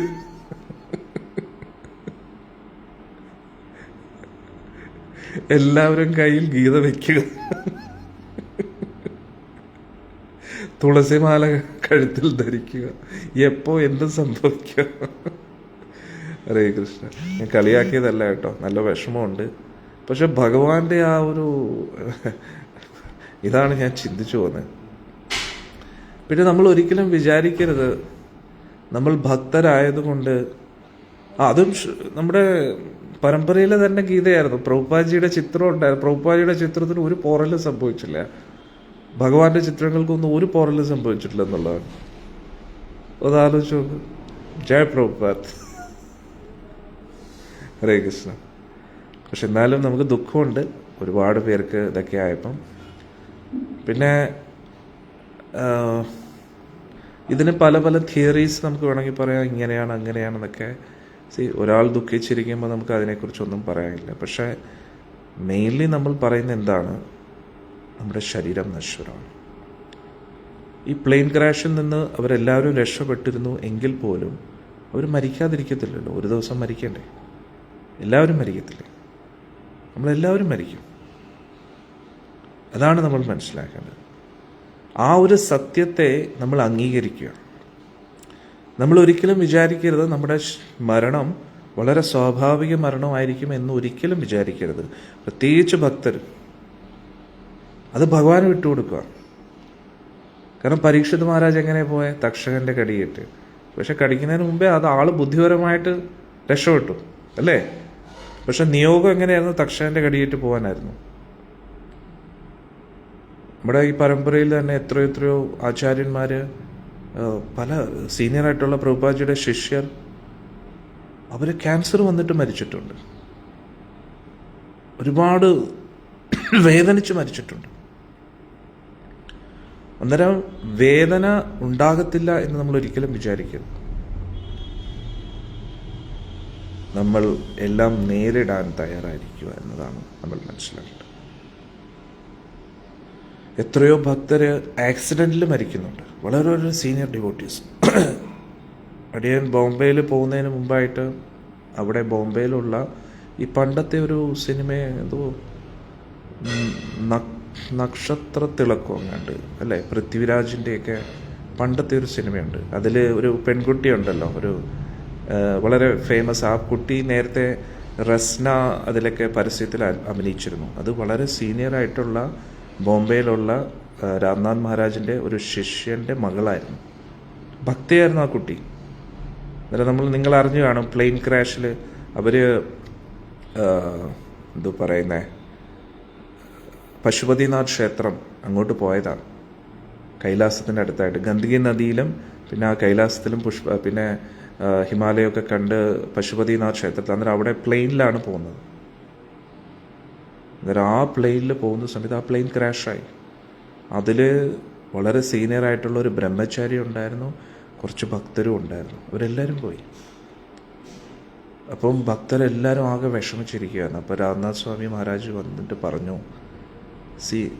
മരണം എങ്ങനെയായാലും മരിക്കുന്ന സമയത്ത് നമ്മുടെ ബോധം എങ്ങനെയാണോ അതിനനുസരിച്ചായിരിക്കും നമ്മൾ ഭഗവാന്റെ അടുത്ത് പോകുന്നത്. അപ്പോൾ ഒരു ഭക്തൻ, വളരെ സീനിയറായിട്ടുള്ള ഒരു ഭക്തൻ പറഞ്ഞു, ഗുരുദേവ്, പക്ഷേ ഇങ്ങനെയുള്ള സാഹചര്യത്തിൽ നമ്മുടെ ബോധത്തെ എങ്ങനെ പിടിച്ചു നിർത്തും? നമ്മൾ പരീക്ഷിത് മഹാരാജൊന്നും അല്ലല്ലോ, പ്രഭുപാദജി അല്ലല്ലോ, ഗുരു മഹാരാജിനെ പോലെയൊന്നും അല്ലല്ലോ. അതുകൊണ്ട് നമ്മൾ വളരെ ഒരു ദുർമരണം പോലെയാണ്, നമുക്ക് ഒരു ആക്സിഡൻറ്റോ അങ്ങനെയൊക്കെ ആയിരിക്കും നമ്മുടെ മരണമെങ്കിൽ നമ്മൾ എങ്ങനെയായിരിക്കും ഭഗവാന്റെ ലോകത്ത് എത്താൻ കഴിയുക? കാരണം നമ്മുടെ ബോധത്തെ നമുക്ക് പിടിച്ചു നിർത്താൻ പറ്റത്തില്ലല്ലോ എന്ന് പറഞ്ഞു. അപ്പോൾ ഉടനെ പരംപൂജ്യ രാംനാഥ് സ്വാമി മഹാരാജ് പറയും, എൻ്റെ മെയിലാകെ കുറിച്ചിരിക്കുക, പറയുക,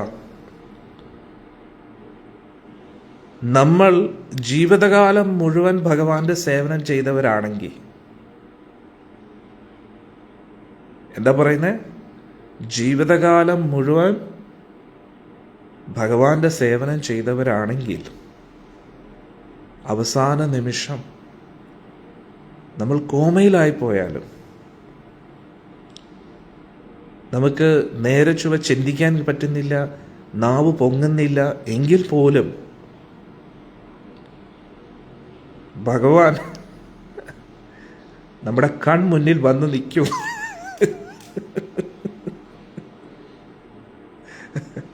ഹരേ കൃഷ്ണ. അതായത് നമ്മൾ അത്രത്തോളം ഭഗവാന് വേണ്ടി നമ്മുടെ ജീവിതം സമർപ്പിച്ചിട്ടുണ്ടെങ്കിൽ, നമ്മുടെ കഴിവിൻ്റെ പരമാവധി നമ്മൾ ഭഗവാന് വേണ്ടി സേവനങ്ങൾ ചെയ്യുകയാണെങ്കിൽ, ചെയ്ത വ്യക്തിയാണെങ്കിൽ, അവസാന നിമിഷം അതെങ്ങനെയായാലും അദ്ദേഹത്തെ ഓർക്കാൻ വേണ്ടി, ധ്യാനിക്കാൻ നമുക്ക് ബുദ്ധിമുട്ടാണെന്ന് മനസ്സിലാക്കി ഭഗവാൻ നമ്മുടെ കൺമുന്നിൽ വന്ന് നിൽക്കും. അന്നേരം എന്തു പറ്റും? മരണവെപ്രാളത്തിൽ നമ്മൾ ഇരിക്കുന്ന സമയത്ത് നമ്മുടെ മുമ്പിൽ ഒരു വാള് വന്നു കഴിഞ്ഞാൽ നമ്മൾ ആശ്രയത്തോടു കൂടി എന്നെ രക്ഷിക്കൂ, എന്നെ രക്ഷിക്കൂ എന്ന് പറയും. അന്നേരം ഇത് ഭഗവാൻ തന്നെ വന്നു കഴിഞ്ഞാൽ ഓട്ടോമാറ്റിക്കലി നമ്മൾ രക്ഷപ്പെടാൻ വേണ്ടി അദ്ദേഹത്തെ തന്നെ ആശ്രയിക്കും. എന്നിട്ട് നമ്മളെയും കൊണ്ട് ആൾപ്പോ. ഇനി ആരെങ്കിലും ചോദിച്ചാൽ ഇദ്ദേഹത്തിന് എന്തിനാ രക്ഷപ്പെടും? എന്നോട് രക്ഷിക്കാൻ എന്നോട് പറഞ്ഞു, അതുകൊണ്ട് ഞാൻ രക്ഷപ്പെടുത്തി, ഭൗതിക ലോകത്തിൽ നിന്ന് രക്ഷപ്പെടുത്തി. അതാണ് നമ്മൾ മനസ്സിലാക്കേണ്ടത്. അതുകൊണ്ട് മരണം എങ്ങനെ ആകണം എന്നത് നമ്മുടെ കയ്യിലല്ല. അതിനെക്കുറിച്ച് ടെൻഷനും അടിക്കേണ്ട ആവശ്യമില്ല. ഇത് ഭഗവത്ഗീതയിൽ ഭഗവാൻ പറയുന്നുണ്ട് അർജുനോട്. അർജുന, ഒരു യോഗി പകൽ സമയത്തായിരിക്കണം പോകേണ്ടത്, ശുക്ലപക്ഷത്തിലായിരിക്കണം പോകേണ്ടത്, സമയം കാലം ഇങ്ങനെയൊക്കെ ഡീറ്റെയിൽ ആയിട്ട് പറയും. അപ്പോൾ അർജുൻ സ്തംഭിച്ചു. അർജുൻ പറയും, ഈ യുദ്ധത്തിന്റെ സമയത്ത് എങ്ങനെയാണ്? ഇപ്പം കൃഷ്ണപക്ഷ ദർശനം നടക്കുകയാണ്. യുദ്ധത്തിന്റെ ഇടയിൽ എങ്ങനെ ധ്യാനിക്കുന്ന സമയം കാലമൊക്കെ എങ്ങനെ നോക്കാനാ? അസ്ത്രം എപ്പോഴാ കുത്തി തുളച്ച് കയറുന്നതെന്ന് ഒന്നും മനസ്സിലാവുന്നില്ല. പക്ഷെ അർജുൻ ഒന്നും മിണ്ടിയില്ല. അപ്പം ഭഗവാൻ ചിരിച്ചിട്ട് തോളത്ത് കൈ വെച്ചിട്ട് പറഞ്ഞ്, അർജുന, നീ എൻ്റെ ഭക്തനല്ലേ, അതൊരു ഭക്തർക്ക് പേടിക്കേണ്ട ആവശ്യമില്ല, അവർക്ക് സമയം കാലമൊന്നും നോക്കേണ്ട ആവശ്യമില്ല. നീ എപ്പോ എങ്ങനെ മരിച്ചാലും നീ എൻ്റെ അടുത്ത് എത്തും. യോഗികൾക്ക് സമയം കാലം നോക്കണം, ഭക്തർക്ക് സമയം കാലം നോക്കണ്ട. അവരെ സംബന്ധിച്ചിടത്തോളം ഏത് സമയം റൈറ്റ് ടൈമാണ് അദ്ദേഹത്തിൻ്റെ അടുത്ത് പോകും. ഇവിടെ ജീവിക്കാനാണ് ശനിദശ, രാഹുദശ എല്ലാം. ഇവിടുന്ന് പോകാൻ ഏറ്റവും അടിപൊളി സമയമാണ്. ഏത് ടൈമിലും പോവാം. ഇവിടെ തുടരാനാണ് ഏറ്റവും ബുദ്ധിമുട്ട്. എപ്പം നോക്കിയാലും ജാതകദോഷം കാണും. അന്നേരം ജാതകത്തിൽ നോക്കിയിട്ട് കഷ്ടകാലം കണ്ടു കഴിഞ്ഞാൽ അത്ഭുതപ്പെടേണ്ട. കാരണം ഏറ്റവും മോശപ്പെട്ട സമയത്താണ് നമ്മൾ ഇവിടെ വന്നിരിക്കുന്നത്. അല്ലെങ്കിൽ ഏതെങ്കിലും സ്വബോധമുള്ള വ്യക്തി ഇവിടെ വരും. ഏതെങ്കിലും എന്തു പറഞ്ഞേ, എന്തെങ്കിലും നല്ല സമയമായിരുന്നെങ്കിൽ നമ്മൾ ഇവിടെ വരുമോ? നമ്മൾ ജനിച്ചതേ മോശപ്പെട്ട സമയത്താണ്, വന്നത് മോശപ്പെട്ട ലോകത്താണ്. ഈ ശരീരവും ഏറ്റവും മോശപ്പെട്ട ശരീരം. അതുകൊണ്ട് ജാതകം ശരിയാവുമെന്ന് ഒരിക്കലും വിചാരിക്കരുത്. അതുകൊണ്ട് ഉള്ളത് വെച്ച് എങ്ങനെ അഡ്ജസ്റ്റ് ചെയ്ത് പോവാം. മനസ്സിലായില്ലേ? ഉള്ളത് വെച്ച് എങ്ങനെ മുന്നോട്ട് പോവാം, അത് മാത്രം ചിന്തിച്ചാൽ മതി. മാക്സിമം ഓട്ടിക്കുക. എന്തിനു വേണ്ടി? ഭഗവാന് വേണ്ടി. അതായത് നമ്മൾ ജഗന്നാഥ് പുരിയിൽ ഒരു രാജാവ്, ഗജപതി രാജാവ് ഭഗവാന് വേണ്ടി, ഭഗവാന്റെ സേവനത്തിനെ കളിയാക്കിയപ്പോൾ അദ്ദേഹം യുദ്ധം ചെയ്യാൻ വേണ്ടി പോകും, ഭഗവാന് വേണ്ടി. അങ്ങനെ സൈനികരെയൊക്കെ ആദ്യത്തെ യുദ്ധത്തിൽ തോൽപ്പിച്ചിരുന്നു. അതുകൊണ്ട് യുദ്ധം ചെയ്യാൻ ആരുമില്ല. അപ്പം പ്രജകളെല്ലാവരും കൂടെ കൂടി. കാരണം ജഗന്നാഥ് പറഞ്ഞു, ഞാനും എൻ്റെ ചേട്ടനും ബലരാമും നിന്റെ കൂട്ടത്തിൽ ഉണ്ട്, ഗജപതി ധൈര്യമായിട്ട് പോകാൻ പറഞ്ഞു. അന്നേരം പറഞ്ഞ്, സൈനികരൊന്നും വേണ്ടേ, നീ അനൗൺസ് ചെയ്യും പ്രജകളോട്, അവരും വരുമെന്ന് പറഞ്ഞു. അങ്ങനെ രാജാവ് അനൗൺസ് ചെയ്തു, ഞാൻ യുദ്ധത്തിന് പോവുകയാണ്, ജഗന്നാഥും ബൽദേവും യുദ്ധത്തിനുണ്ടെന്ന് പറഞ്ഞു, നിങ്ങൾക്ക് ആർക്കെങ്കിലും വരാൻ താല്പര്യമുണ്ടെങ്കിൽ വരാൻ പറഞ്ഞു. അപ്പോൾ എല്ലാവരും ചെന്നുള്ള പെൺകുട്ടികൾ, ഗർഭിണികൾ, കൊച്ചുകുട്ടികൾ, നേരെ നടക്കാൻ പറ്റുന്ന വൃദ്ധനായിട്ടുള്ള ആൾക്കാർ വടിയും പിടിച്ച് ഇങ്ങനെ പോവുകയാണ്. അപ്പം അവരെ കണ്ടിട്ട് പറഞ്ഞ്, നിങ്ങളൊക്കെ എങ്ങനെ യുദ്ധം ചെയ്യും? ജഗന്നാഥ് യുദ്ധം ചെയ്യുന്നുണ്ട്, പിന്നെ നമ്മൾ യുദ്ധം ചെയ്യേണ്ട ആവശ്യമില്ല. ഈ വാളൊക്കെ ഒന്ന് പിടിച്ച് ഇങ്ങനെ നിന്നാൽ മതി, എല്ലാം ജഗന്നാഥ് നോക്കും. എന്താ ഒരു കോൺഫിഡൻസ്, എന്താ ഒരു വിശ്വാസം അല്ലേ? അതാണ് നമുക്ക് വേണ്ടത്. അതാണ് നമുക്ക് വേണ്ടത്. ഓടിച്ചാടി സേവനം ചെയ്യുക, ഓടിച്ചാടാൻ പറ്റുന്നില്ലെങ്കിൽ നടന്ന് സേവനം ചെയ്യുക, നടന്ന് സേവനം ചെയ്യാൻ പറ്റിയില്ലെങ്കിൽ ഇഴഞ്ഞെങ്കിലും സേവനം ചെയ്യുക, ഇരുന്ന് സേവനം ചെയ്യുക, കിടന്ന് സേവനം ചെയ്യുക. കിടന്നുകൊണ്ട് എങ്ങനെ സേവനം ചെയ്യാൻ പറ്റും? നാമം ജപിക്കുക, ഭഗവാനെ കുറിച്ച് മറ്റുള്ളവരോട് പറയുക അല്ലേ? നമ്മളിങ്ങനെ കിടപ്പിലാകുമ്പോൾ മിക്ക ആൾക്കാരുടെയും പ്രാർത്ഥന ഇത്, അയ്യോ കിടപ്പിലാക്കരുതേ, കിടപ്പിലാക്കരുതേ. പിന്നെ എങ്ങനെയാണ് നമ്മൾ മരിക്കുന്നത്? കിടപ്പിലാകാതെ എങ്ങനെ മരിക്കുമെന്ന് പറയും. കിടപ്പിലാകാതെ മരിക്കണം എന്ന് പറഞ്ഞാൽ പിന്നെ ആക്സിഡന്റ് ആവണം. കാരണം നിന്നോണ്ടിരിക്കുമ്പോഴായിരിക്കും പിന്നെ മരണം. കിടന്നിട്ടുള്ള മരണം പിന്നെയും സ്വസ്ഥമായിട്ടുള്ള മരണമായിരിക്കും. കിടപ്പിലാക്കരുതേ, കിടപ്പിലാക്കരുതേ എന്ന് പറഞ്ഞു കഴിഞ്ഞാൽ പിന്നെ അങ്ങനെ തന്നെയാവും. ബാബർ ഇതെന്തോ കിടപ്പിലാക്കരുത്, ഇനി പിന്നെ എങ്ങനെ തട്ടണം എന്ന് ചിന്തിക്കും. അതുകൊണ്ട് ഭഗവാനെ ബുദ്ധിമുട്ടിക്കുന്നു. അന്നേരം നമ്മൾ കിടപ്പിലായി കഴിഞ്ഞാലും കിടക്കുക, നാമം ജപിക്കുക, ഹരേ കൃഷ്ണ മന്ത്രം ജപിക്കുക. അപ്പോഴത്തേക്ക് കുറെ നമ്മളോട് സ്നേഹമുള്ള ബന്ധുക്കളൊക്കെ വരുന്നിട്ട് ഇങ്ങനെയൊക്കെ നാടിൽ വെച്ചു, കിടക്കുന്ന കിടപ്പ് കണ്ടോ, എങ്ങനെയിരുന്ന ആളായിരുന്നു. നമ്മളോട് സഹതാപം കാണിക്കാൻ കുറെ ആൾക്കാർ വരും. അവരോടൊക്കെ പറയും, ഒന്ന് സമാധാനം തരും, മരിക്കാനെങ്കിലും അനുവദിക്കും, മരിച്ചതിന് ശേഷം അറിയിക്കാം, ഇപ്പം മരിച്ചിട്ടില്ല പൊയ്ക്കോളൂന്ന് പറയും. അപ്പൊ അവര് പൊയ്ക്കോളൂ. അങ്ങനെ കിടക്കുമ്പോ നമ്മള് എന്താ ചെയ്യണ്ടേ? നാമം ജപിക്കുക. എന്നിട്ട് വേറൊരു ഓപ്ഷൻ എന്ന് പറഞ്ഞു കഴിഞ്ഞാൽ, ഇതൊക്കെ ട്രിക്സാണ്, അടുത്ത ഉപദേശം തരാനും നമ്മൾ അന്നേ പറഞ്ഞില്ലേ ഇങ്ങനെയൊക്കെ നാമം ജപിക്കേണ്ട വല്ല ആവശ്യമുണ്ട്. നിങ്ങൾ നാമം ജപിച്ച് വീട്ടിൽ കൃഷ്ണനെ ഇരുത്തിയോണ്ടാണ് ഈ പടി കിട്ടിയത്. അങ്ങനെ ആൾക്കാർ വല്ല ആവശ്യമുണ്ട്? ഞാൻ അങ്ങനെ നിങ്ങളോട് പറഞ്ഞില്ലേ, വലിയ കൃഷ്ണഭക്തർ എന്ന് പറഞ്ഞിട്ട് ഇപ്പൊ എന്തായി? നിങ്ങളുടെ കൃഷ്ണ മരിക്കുമ്പോഴും വിടത്തില്ലെന്നുള്ളതാണ് ആൾക്കാർ. അപ്പോ അങ്ങനെയുള്ള ആൾക്കാർ വരുമ്പോ കുറെ തത്വങ്ങൾ ഉപദേശിക്കും അവരോട്, അപ്പൊ അവർ ഓടിക്കോളൂ. തത്വങ്ങൾ പറഞ്ഞാൽ മതി, ഭഗവാന്റെ കാര്യങ്ങൾ പറഞ്ഞാൽ പിന്നെ ഓടിക്കോളൂ. അന്നേരം കിടപ്പിലാവോ എന്ന് പേടിക്കരുത്, ഒറ്റയ്ക്കാവുമെന്നും പേടിക്കരുത്. ഒറ്റയ്ക്കാണ് ഏറ്റവും നല്ലത്. കാരണം കുറെ കുട്ടികളൊക്കെ അച്ഛാ അമ്മേ നമ്മളെ വിട്ടു പോകരുത്, അച്ഛാ നമ്മളെ വിട്ടു പോകരുത് എന്നൊക്കെ പറഞ്ഞിട്ട് ഒരു സമാധാനത്തോട് അച്ഛന് എന്താ വേണ്ടത്, എന്നാ വെള്ളം വേണോ, ഇത് വേണോ, അതൊക്കെ വേണോ, ഇത് വേണോ, അത് വേണോ എന്നൊക്കെ പറഞ്ഞ് നമ്മളെ ഇങ്ങനെ ഒന്നെങ്കിൽ ഉള്ളിൽ ഇങ്ങനെ ഇതുകൊണ്ട് പ്രാർത്ഥിച്ചോട്ട് എപ്പം തീരുമോ ഭഗവാൻ, കുറെ ദിവസമായി തീർന്നിട്ട് വേണം പ്രോപ്പർട്ടി രജിസ്റ്റർ ചെയ്യാൻ. ഉള്ളിൽ അതായിരിക്കും ചിന്തിക്കുന്നത്. ഇനി ഒറിജിനൽ സ്നേഹമാണെങ്കിൽ പോലും അതുകൊണ്ട് ഒരു ഉപയോഗമില്ല, അതുകൊണ്ട് ഒരു ഉപയോഗമില്ല. ഒരു 3-4 ദിവസം കിടന്നു കഴിഞ്ഞാൽ എല്ലാവരുടെയും സ്വഭാവം നമുക്കറിയാൻ പറ്റും. അതുകൊണ്ട് ഒറ്റയ്ക്ക് ഇരിക്കുന്നതാണ് അടിപൊളി, സമാധാനം സ്വസ്ഥതയുണ്ട്, ആരും ഇല്ല നോക്കാൻ. മനസ്സിലായില്ലേ? അത് നമ്മൾ ഒരു വെള്ളം എടുത്തു തരാൻ പോലും ആരില്ല. മരിക്കാനിരിക്കുന്നവർക്ക് പിന്നെ എന്തിനാണ് വെള്ളം?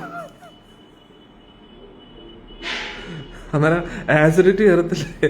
എല്ലാം കത്തിക്കരിയാൻ പോലും പിന്നെ എന്താ ആസിഡിറ്റി, എന്താ അവയവങ്ങൾ എല്ലാം ചാമ്പലാവാൻ പോവാ. പിന്നെ എന്തിനാണ് ഇനി എന്തിനാണ് ഇവിടെ ഒന്നും ചെയ്യേണ്ട ആവശ്യമില്ല. കിടപ്പിലായി കഴിഞ്ഞാൽ ഹരേ കൃഷ്ണ കൃഷ്ണ കൃഷ്ണ ഹരേ ഹരേ, ഹരേ രാം രാം രാം ഹരേ ഹരേ ജപിച്ചുകൊണ്ടിരിക്കുക, തുടർച്ചയായിട്ട് ജപിച്ചുകൊണ്ടിരിക്കുക. അപ്പോൾ നമ്മൾ വിചാരിക്കും കുറച്ചും കൂടെ പെട്ടെന്ന് നമുക്ക് ഭഗവാന്റെ അടുത്ത് പോയി ഈ കിടപ്പ് മതി. ചിലപ്പോൾ ഭഗവാൻ നീട്ടും അതിനെ, കാരണം എല്ലാവരെയും കാണിക്കാൻ വേണ്ടി. കണ്ടില്ലേ, കിടപ്പിലായിട്ട് എൻ്റെ നാമം ജപിക്കുന്നുണ്ടല്ലേ. ഭഗവാൻ എന്തും ചെയ്ത് കളയും, ഒന്നും പറയാൻ പറ്റത്തില്ല. അതുകൊണ്ട് അതിനെയാണ് സറണ്ടർ എന്ന് പറയുന്നത്, ശരണാഗതി. ശിക്ഷാഷ്ടകത്തിൽ അവസാനത്തെ ശ്ലോകത്തിൽ പറയുന്ന പോലെ അങ്ങ് എന്നെ എന്ത് വേണമെങ്കിലും ചെയ്തോളൂ കൃഷ്ണ, എന്നെ കെട്ടിപ്പിടിക്കുകയോ. രാധാറാണി പറയുന്നതാണ് ശ്ലോകം. കൃഷ്ണ, അങ്ങേക്ക് എന്തും ചെയ്യാനുള്ള സ്വാതന്ത്ര്യമുണ്ട്, അധികാരമുണ്ട്, അവകാശമുണ്ട്. ഈ ശരീരത്തിനോടോ ഈ മനസ്സിനോടോ എന്നോടോ ആത്മാവിനോടോ അങ്ങേക്ക് എന്തു വേണമെങ്കിലും ചെയ്യാം. എന്നെ കെട്ടിപ്പിടിക്കുകയോ ചവിട്ടി പുറത്താക്കുകയോ അപമാനിച്ച് നാണം കെടുത്തിയോ നടു റോഡിൽ ഒന്നും ഇല്ലാതാക്കിയാലും എന്തു വേണമെങ്കിലും അങ്ങേക്ക് ചെയ്തോളൂ. അങ്ങേക്ക് ഇഷ്ടമുള്ള എന്തും എന്നോട് ചെയ്യാം. കാരണം അങ്ങന്റെ സ്വാമിയാണ്, അങ്ങന്റെ പ്രാണനാഥനാണ്. ഞാൻ എന്നെന്നും അങ്ങയുടെ ദാസനാണ്. ഈ ഒരു അവസ്ഥയിൽ എത്തിക്കഴിഞ്ഞാൽ ഉണ്ടല്ലോ, ഭഗവാൻ സദാസമയം നമ്മുടെ കൂട്ടത്തിലായിരിക്കും. ആ ഒരു അവസ്ഥയിലായിരുന്നു കുറൂരമ്മ. കുറൂരമ്മ ഒരിക്കലും പ്രാർത്ഥിച്ചിട്ടില്ല, അയ്യോ എനിക്ക് നോക്കാം, എന്നെ നോക്കാൻ ആരെങ്കിലും കാണുമോ എന്നൊക്കെ, മരുന്നെടുത്ത് തരാനെങ്കിലും ആരെങ്കിലും കാണുമോ. കുറൂരമ്മ വില്ലോമംഗല സ്വാമിയാരോട് ഇത്ര മാത്രമേ ചോദിച്ചോളൂ, യശോദാമ്മയ്ക്ക് ലഭിച്ച ഭാഗ്യം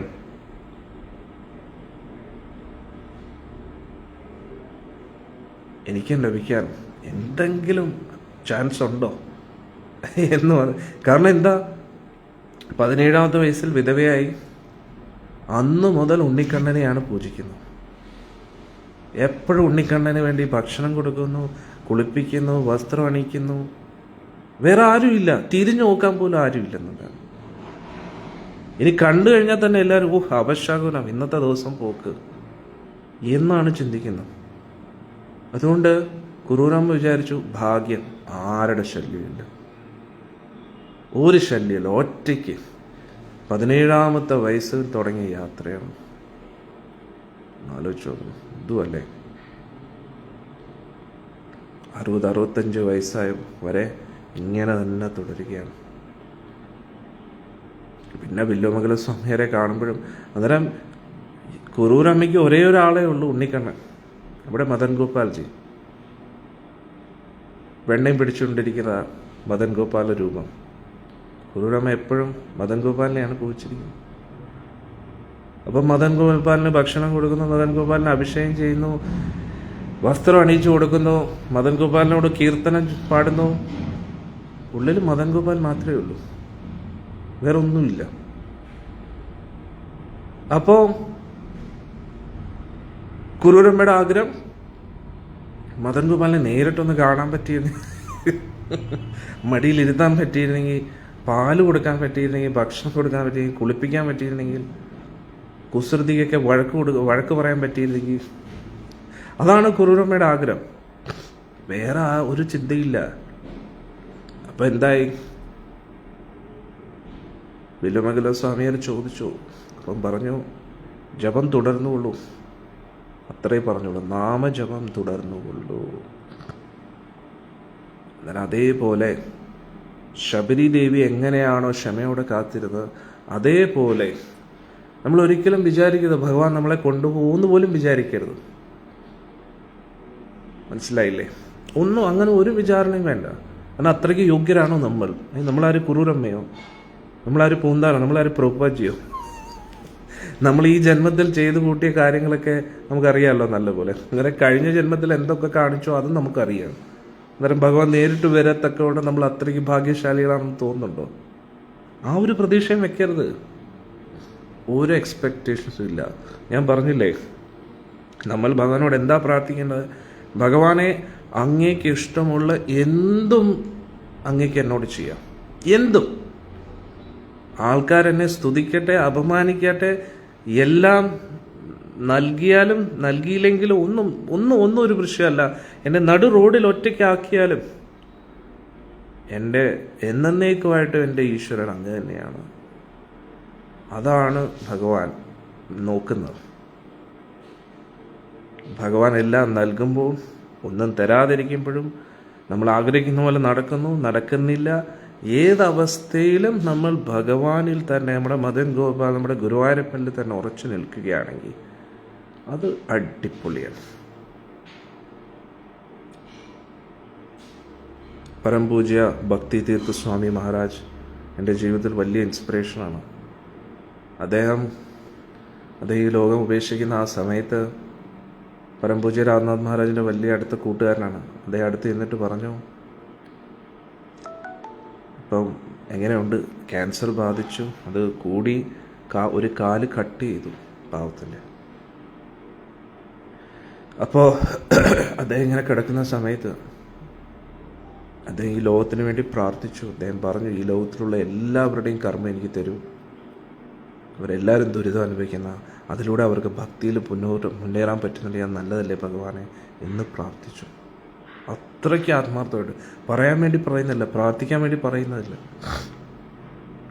അത്രത്തോളം ആത്മാർത്ഥമായിട്ട് പ്രാർത്ഥിച്ചു. ഉടൻ തന്നെ അദ്ദേഹത്തിന് ക്യാൻസർ വന്നു. വളരെ ആക്റ്റീവായിട്ട് സ്ട്രോങ് ആയിട്ട് ഇന്നൊരു ഭക്തൻ. അന്നേരം അദ്ദേഹം ആ ക്യാൻസറൊക്കെ വന്ന് അദ്ദേഹം ഈ ലോകം ഉപേക്ഷിക്കേണ്ട സമയമായപ്പോൾ പരംപൂജ്യ രാംനാഥ് സ്വാമി മഹാരാജ് വന്നിട്ട് പറയുന്നു, അങ്ങനെ ഇപ്പം എങ്ങനെ ഉണ്ട് എന്ന് ചോദിച്ചപ്പോൾ അദ്ദേഹം പറയുകയാണ്, ഇതിലും വലിയ ആനന്ദം ഞാൻ ഇതുവരെ അനുഭവിച്ചിട്ടില്ലെന്ന്. ക്യാൻസർ രോഗം എന്ന് പറഞ്ഞാൽ നമ്മുടെ ശരീരത്തിൽ ഓരോ ഇഞ്ചും വേദനിക്കുന്നുള്ളൂ. ആ ക്യാൻസർ ഉണ്ടാകുന്ന ആ ഒരു ഭാഗത്ത് അത്രയ്ക്ക് വേദനയായിരിക്കും, അസഹനീയമായിട്ടുള്ള വേദനയായിരിക്കും. പക്ഷെ ആ വേദനയുടെ നടുവിലും അദ്ദേഹം പറയുകയാണ്, ചിരിച്ചുകൊണ്ട് പറയുകയാണ്, ഹരേ കൃഷ്ണ മഹാമന്ത്രം ജപിച്ചുകൊണ്ട് പറയുകയാണ്, ഇതിലും വലിയൊരു ആനന്ദം ഞാൻ ഇതുവരെ അനുഭവിച്ചിട്ടില്ല. അന്നേരം നമ്മൾ മനസ്സിലാക്കേണ്ടത്, നമ്മൾ ഈ ലോകത്തെ കാണുന്ന തലത്തിനപ്പുറത്തായിട്ട് വേറൊരു തലമുണ്ട്. നമ്മൾ ഇതുവരെയും കാണാത്ത, കേൾക്കാത്ത, അനുഭവിച്ചറിയാത്ത ഒരു തലം ഇപ്പോഴും നമുക്കായിട്ട് കാത്തിരിക്കുന്നുണ്ട്. ആധ്യാത്മിക തലം, കൃഷ്ണാവബോധത്തിൻ്റെ ആ ഉയർന്ന തലം. ആ തലത്തിൽ നമ്മൾ എത്തിക്കഴിഞ്ഞാൽ പിന്നെ നമ്മളെ എന്ത് ചെയ്താലും നമുക്ക് പുല്ലാണ്, ഒന്നും സംഭവിക്കത്തില്ല. ആ ഒരു തലമാണ് നമ്മൾ ആക്സസ് ചെയ്യേണ്ടത്. അവിടെ എത്തിക്കഴിഞ്ഞാലുണ്ടല്ലോ, എന്തും മരണം എങ്ങനെയായാലും നമുക്ക് എന്താണ്, അതൊരു വിഷയമേ അല്ല. ആ രീതിയിൽ നമ്മൾ ഡിറ്റാച്ച്ഡ് ആയിട്ടിരിക്കണം. ശരീരത്തിനോട് ഞാൻ പറഞ്ഞില്ലേ, തുടക്കത്തിൽ പറഞ്ഞില്ലേ, എത്രത്തോളം ശരീരത്തിനോടുള്ള ആസക്തി കുറയുന്നുവോ അത്രത്തോളം നമുക്ക് ഗുരുവായൂരപ്പനോട് ഇഷ്ടം വർദ്ധിക്കും. നമുക്ക് എത്രത്തോളം ഗുരുവായൂരപ്പനോട് ഇഷ്ടം കൂടുന്നുവോ അത്രത്തോളം ശരീരത്തിനോടുള്ള ഇഷ്ടം കുറയും. എത്രത്തോളം ശരീരത്തിനോടുള്ള ഇഷ്ടം വർദ്ധിക്കുന്നുവോ അത്രത്തോളം ഗുരുവായൂരപ്പനോടുള്ള ഇഷ്ടം കുറയും. അതുകൊണ്ട് നമ്മൾ ഗുരുവായൂരപ്പനെക്കാട്ടിയും നമ്മൾ നമ്മുടെ ശരീരത്തെ ആണോ സ്നേഹിക്കുന്നത് എന്ന് നമ്മൾ സ്വയം ഉള്ളിൻ്റെ ഉള്ളിൽ നിന്നും അന്വേഷിക്കുക. അങ്ങനെയാണെങ്കിൽ കറക്ഷൻ ചെയ്യാൻ ആരംഭിക്കുക, തിരുത്തൽ, റിപ്പയർ പണി ആരംഭിക്കുക. കാരണം നമ്മളെല്ലാവരും നമ്മുടെ ശരീരത്തെയാണ് ഏറ്റവും കൂടുതൽ സ്നേഹിക്കുന്നത്. കുറച്ച് ഗുരുവായൂരപ്പനെ സ്നേഹിക്കുന്നു.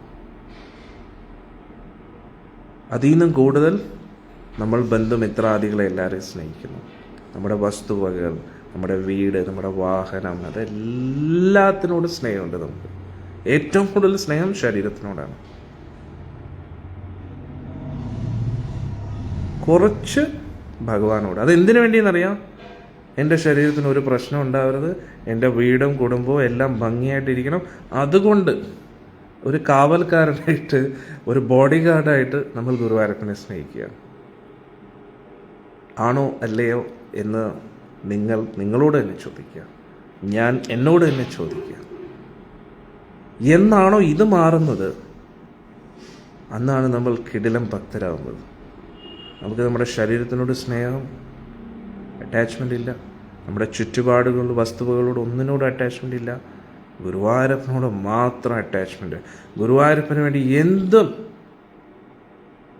പുല്ലുപോലെ എടുത്ത് കളയാൻ തയ്യാറാവുന്നോ അവരാണ് റിയൽ ഡിവോട്ടി. അന്നേരം നമ്മൾ ചിന്തിക്കേണ്ടത്, മനസ്സിലാക്കേണ്ടത്, ഒരു ദിവസം നമുക്ക് ആ അവസ്ഥയിൽ എത്തിയേ പറ്റൂ. കാരണം നമ്മൾ നമ്മുടേതെന്ന് കരുതുന്ന എല്ലാം നമുക്ക് ഉപേക്ഷിക്കണം. എന്തായാലും ഒരു ദിവസം ഉപേക്ഷിക്കണ്ടല്ലേ. പിന്നെ സ്വമേധയാ ഭഗവാന് വേണ്ടി ദൂരെ എടുത്ത് കളയുക. ഉള്ളിൽ അതുമായിട്ട് ബന്ധപ്പെട്ട ചിന്തകളും ആഗ്രഹങ്ങളും ഒക്കെ എടുത്ത് ഇങ്ങനെ ദൂരെ കളയുക. എന്നിട്ട് ഭഗവാന്റെ തൃപ്പാദത്തെയും ശ്രീമതി രാധാറാണിയുടെ തൃപ്പാദത്തെയും മുറുകെ കെട്ടിപ്പിടിക്കുക. അങ്ങാണ് എൻ്റെ ബന്ധു, അങ്ങാണ് എൻ്റെ അച്ഛൻ, അങ്ങാണ് എൻ്റെ അമ്മ, അങ്ങല്ലാതെ എനിക്ക് വേറെ ആരുമില്ല കൃഷ്ണ, അങ്ങല്ലാതെ എനിക്ക് ആരുമില്ല രാധാറാണി, ഇനിയുള്ള എൻ്റെ ജീവിതം അങ്ങയ്ക്ക് വേണ്ടിയാണ് എന്ന് ഹൃദയാംഗതമായിട്ട് കോൺഫിഡൻസ് ആയിട്ട് ആർക്ക് പറയാൻ പറ്റിയോ അവർ ഗോലോകത്ത് പോയിരിക്കുന്നു. എന്താ സംശയം? എന്ത് സംശയമാണ് അവിടെ ഉള്ളത്? വേറെ ആരും പോയില്ലെങ്കിൽ ആ ഒരു വ്യക്തി പോയിരിക്കുന്നില്ല. കാരണം എല്ലാം ഉപേക്ഷിച്ച് ഉള്ളിൻ്റെ ഉള്ളിൽ നിന്ന് ഒന്നിനോട് ഒരു അറ്റാച്ച്മെൻ്റ് ഇല്ലാതെ, ശരീരത്തിനോട് പോലും ഒരു സ്നേഹമില്ലാതെ അവർ ഏറ്റവും കൂടുതൽ സ്നേഹിക്കുന്ന ഭഗവാനെ രാധാറാണിയാണ്. അവർക്ക് വേറൊന്നും കാണാൻ കഴിയില്ല, അവർക്ക് ഭഗവാനെ മാത്രമേ കാണാൻ കഴിയൂ. എവിടെ നോക്കിയാലും ഭഗവാൻ, ഭഗവാന്റെ സേവനം. അന്നേരം ഇങ്ങനെയുള്ള ജീവിതമാകുമ്പോൾ മറ്റുള്ളവർ വിചാരിക്കും, ആ പോയി, നല്ലൊരു വ്യക്തിയായിരുന്നു, ഇപ്പോൾ ആൾക്ക് ഭ്രാന്തായി. എന്നെക്കുറിച്ച് ആൾക്കാർ പറയാറുണ്ട്, ഒരു സ്വാമിയുണ്ട്, അങ്ങേരോ ഭ്രാന്തൻ, അങ്ങേരുടെ ക്ലാസ് കേട്ടിട്ട് എല്ലാവരും ഭ്രാന്ത് പിടിക്കും.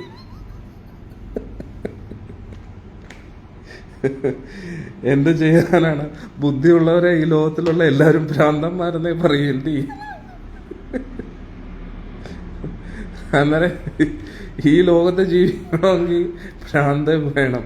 അന്നേരം ആ ഭ്രാന്തിൽ നിന്നും പുറത്തു വരുന്ന സുബോധം കിട്ടുന്നവരൊക്കെ എല്ലാവരും ഭ്രാന്തരെന്നേ വിളിക്കും.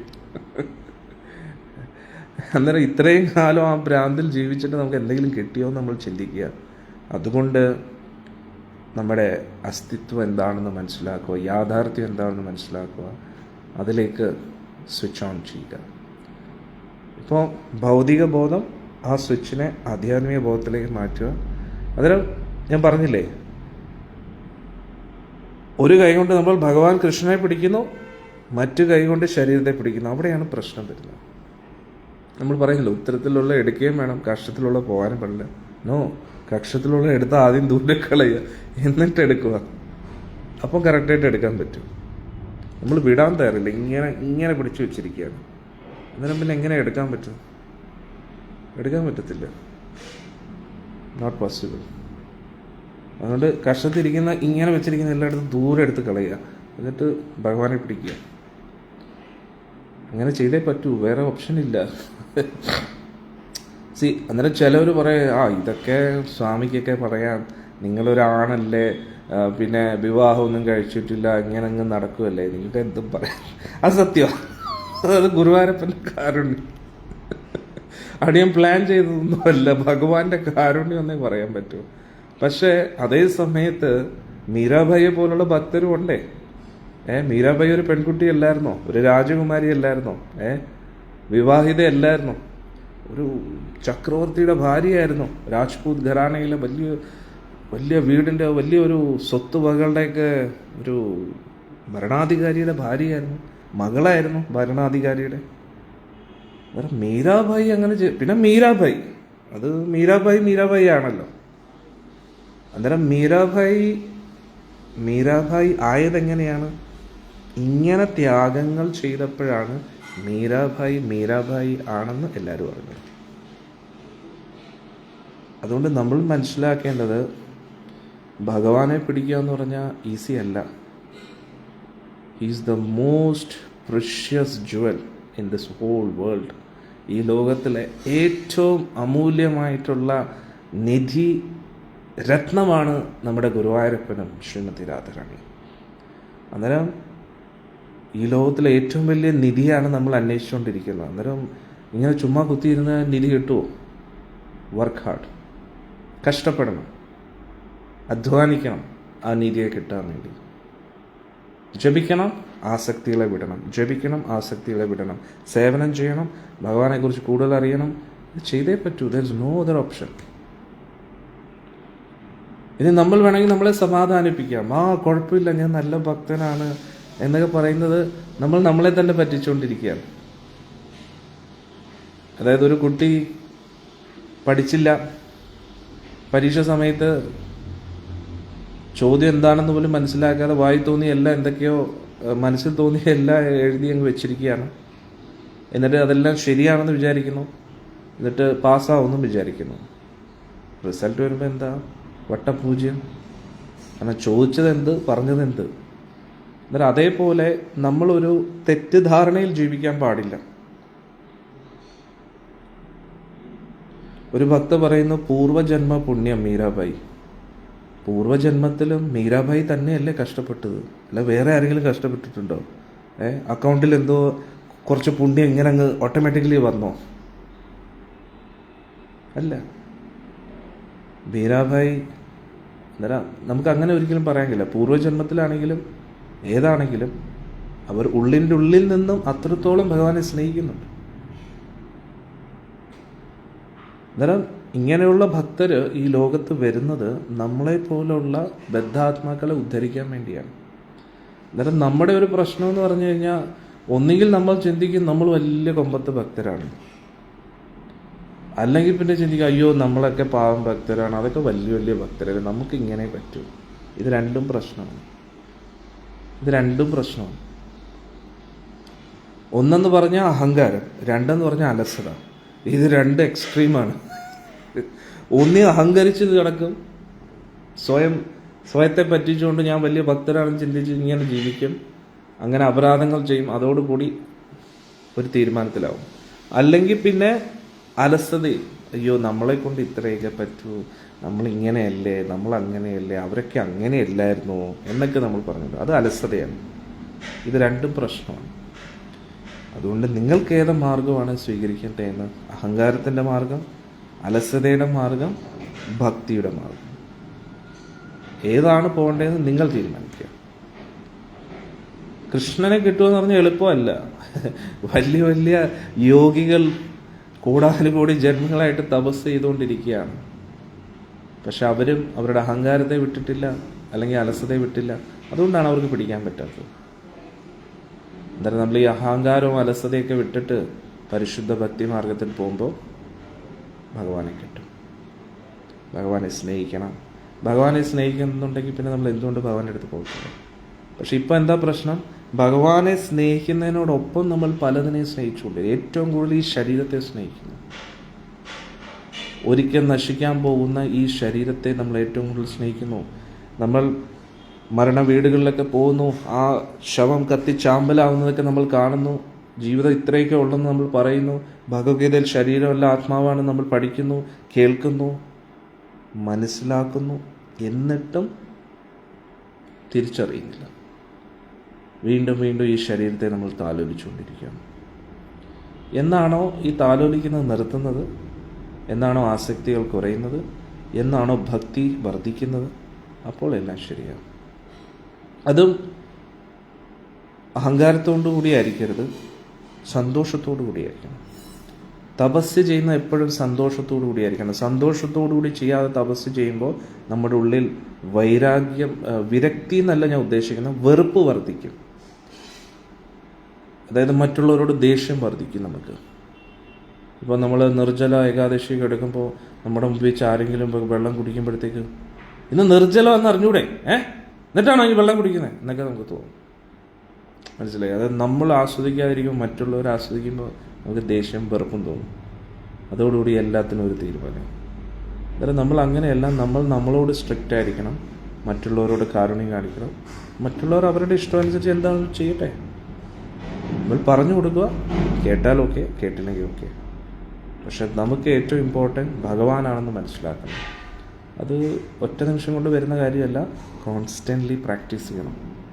ഈ ലോകത്ത് എന്തെങ്കിലും നേടിയെടുക്കണമെങ്കിൽ നമ്മൾ കഷ്ടപ്പെടണം. അപ്പം ഭഗവാനെ കിട്ടാൻ വേണ്ടി വളരെ എളുപ്പമാണ്. ജീവിതകാലം മുഴുവൻ നമുക്ക് ഇഷ്ടമുള്ള പോലെ ജീവിച്ചു, ആർക്കോ വേണ്ടി എന്തിനോ വേണ്ടി ജീവിച്ചു, എന്നിട്ട് നമ്മുടെ ഇഷ്ടത്തിനനുസരിച്ച് ഭക്തി പ്രാക്ടീസ് ചെയ്യുന്നു. എന്നിട്ട് നമ്മൾ വിചാരിക്കും നമ്മൾ ഗോലോകത്ത് പോകുന്നു. അത് ശുദ്ധ അബദ്ധമല്ലേ? ശരി, ഇത്രയും കാലം നമ്മൾ ഇതിനെക്കുറിച്ച് അറിഞ്ഞില്ല. ഇന്ന് അറിഞ്ഞില്ലേ? അറിഞ്ഞപ്പോൾ നമ്മളോട് ചോദിക്കണം, നമ്മുടെ കഴിവിൻ്റെ പരമാവധി നമ്മൾ ശ്രമിക്കുന്നുണ്ടോ എന്ന് ചോദിക്കുക. ഭഗവാൻ ഒരിക്കലും പറയുന്നില്ല പൂന്താനന്ദ തമ്പൂരിപ്പാടിനെ പോലെയും കുറൂരമ്മയെ പോലെയും പ്രഭുപാജിയെ പോലെയും മീരാബായിയെ പോലെ ത്യാഗം ചെയ്യണമെന്ന് പറയുന്നില്ല.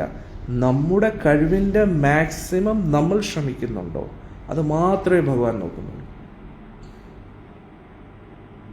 അത് പ്രത്യേകിച്ച് ഈ കലിയുഗത്തിൽ ചൈതന്യ മഹാപ്രഭുവിൻ്റെ കാരുണ്യത്താൽ ഭഗവാൻ ഒരിക്കലും ചോദിക്കുന്നില്ല നമ്മളോട് നിങ്ങൾ പരിശുദ്ധ ഭക്തിയിലാണോ എന്നല്ല, പരിശുദ്ധ ഭക്തിയിൽ വരാൻ ശ്രമിക്കുന്നുണ്ടോ. Are you putting sincere efforts? ആത്മാർത്ഥമായിട്ട് ഭഗവാന് വേണ്ടി പരിശുദ്ധ ഭക്തിയുടെ മാർഗത്തിൽ സഞ്ചരിക്കാൻ നിങ്ങൾ ശ്രമിക്കുന്നുണ്ടോ? ആ ഒരൊറ്റ ചോദ്യമേ ഉള്ളൂ. അത് നമുക്ക് പറ്റത്തില്ലേ? പറ്റും, തീർച്ചയായിട്ടും പറ്റും. നമ്മുടെ കഴിവിൻ്റെ പരമാവധി നമുക്ക് ശ്രമിക്കാൻ പറ്റത്തില്ലേ? അന്നേരം ഇനി അടുത്ത ചോദ്യം, നമ്മൾ ശ്രമിക്കുന്നുണ്ടോ ഇല്ലയോ, അത് നമ്മളോട് തന്നെ ചോദിക്കുക. 16 മാല ജപിക്കാൻ പറ്റിയിട്ടും അവസരം കിട്ടിയിട്ടും ജപിക്കുന്നില്ലെങ്കിൽ അതൊരു തെറ്റല്ലേ? ഇനി 16 മാല ശ്രദ്ധിച്ച് ജപിക്കാൻ പറ്റിയിട്ടും ശ്രദ്ധിക്കാതിരിക്കുന്ന തെറ്റല്ലേ? ഭഗവാന് വേണ്ടി കുറച്ചെങ്കിലും സേവനങ്ങൾ ചെയ്യാൻ പറ്റിയിട്ടും സേവനം ചെയ്യാതിരിക്കുന്നത് തെറ്റല്ലേ? അതാണ് നമ്മൾ മനസ്സിലാക്കുന്നത്. നമ്മുടെ എഫേർട്സ്, നമ്മുടെ കഴിവ് എത്രത്തോളം ഭഗവാന് വേണ്ടി, അതും ഞാൻ ഇത്രയും ചെയ്തു കേട്ടോ, ഞാൻ ഇത് ചെയ്തു കേട്ടോ, അല്ല, അത് കൂട്ടാൻ ആഗ്രഹിക്കണം.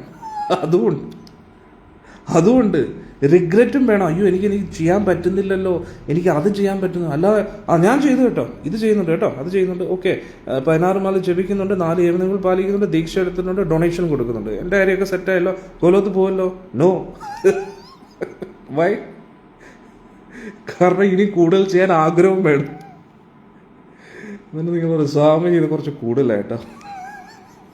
ഞാനല്ല പറയുന്നത്, ഇവിടെ ഇരിക്കുന്ന ആളാ പറയുന്നത്, മദൻ ഗോപാൽജിയാണ് പറയുന്നത്. ആളെന്താ പറയുന്നത്? സർവധർമാൻ പരിത്യജ്യ മാം ഏകം ശരണം പ്രജ. ഉള്ളി മീന്നാണ് മദൻ ഗോപാൽജി പറയുന്നത്. ഉള്ളി മദൻ ഗോപാൽ. അന്നേരം ഉള്ളി മദൻ ഗോപാലിലേക്ക് നമ്മൾ എത്തിയില്ലെങ്കിലും നമ്മൾ ആത്മാർത്ഥമായിട്ട് ഉള്ളി മദൻ ഗോപാലിലേക്ക് എത്താൻ ശ്രമിക്കുന്നുണ്ടോ, അത് മാത്രം അദ്ദേഹത്തിന് അറിഞ്ഞാൽ മതി. ഇനി ചെയ്യുന്നുണ്ട്, ഇനി കൂടുതൽ ചെയ്യാൻ ആഗ്രഹമുണ്ടോ എന്നും അദ്ദേഹം നോക്കും. ആഗ്രഹമില്ലെങ്കിൽ തീർന്നു, അവിടെ തന്നെ തീർന്നു, പിന്നെ നമുക്ക് പോകാൻ കഴിയും. സോ ഇത് കോൺസ്റ്റൻ്റ്ലി ഒരു പ്രോഗ്രസ് ആവുന്ന ഒരു സിസ്റ്റമാണ്. ഇപ്പോൾ ഉദാഹരണത്തിന് ഇത് കേട്ട് ചിലപ്പോൾ ചിലർക്ക് പേടിയാവും കേട്ടോ, എനിക്ക് അറിഞ്ഞുകൂടാ. പക്ഷെ ഇപ്പം ഞാൻ ആദ്യമൊക്കെ ഭക്ത കൂട്ടായ്മയിൽ ചെന്നു, അപ്പോൾ ഹരേകൃഷ്ണ പ്രസ്ഥാനത്തിൽ ചെന്നു, അന്നേരം ജപമാലയൊക്കെ കൊണ്ടുവന്ന് എനിക്ക് ഭയങ്കര സന്തോഷത്തോടെ വീട്ടിൽ ഇരുന്ന് ജപിക്കാൻ തന്നെ. ഉടനെ അമ്മ ആദ്യം പറഞ്ഞത്, നീ എന്തോടെ സന്യാസിയായോ? ഇപ്പം എന്നിട്ട് അച്ഛനോടും പറഞ്ഞു ഇവൻ സന്യാസിയായി കേട്ടോ. ഞാൻ പറഞ്ഞു സന്യാസിയോ? ജപമാല പിടിച്ചോണ്ട് സന്യാസി. ഇപ്പൊ ഞാൻ എന്താ സന്യാസി?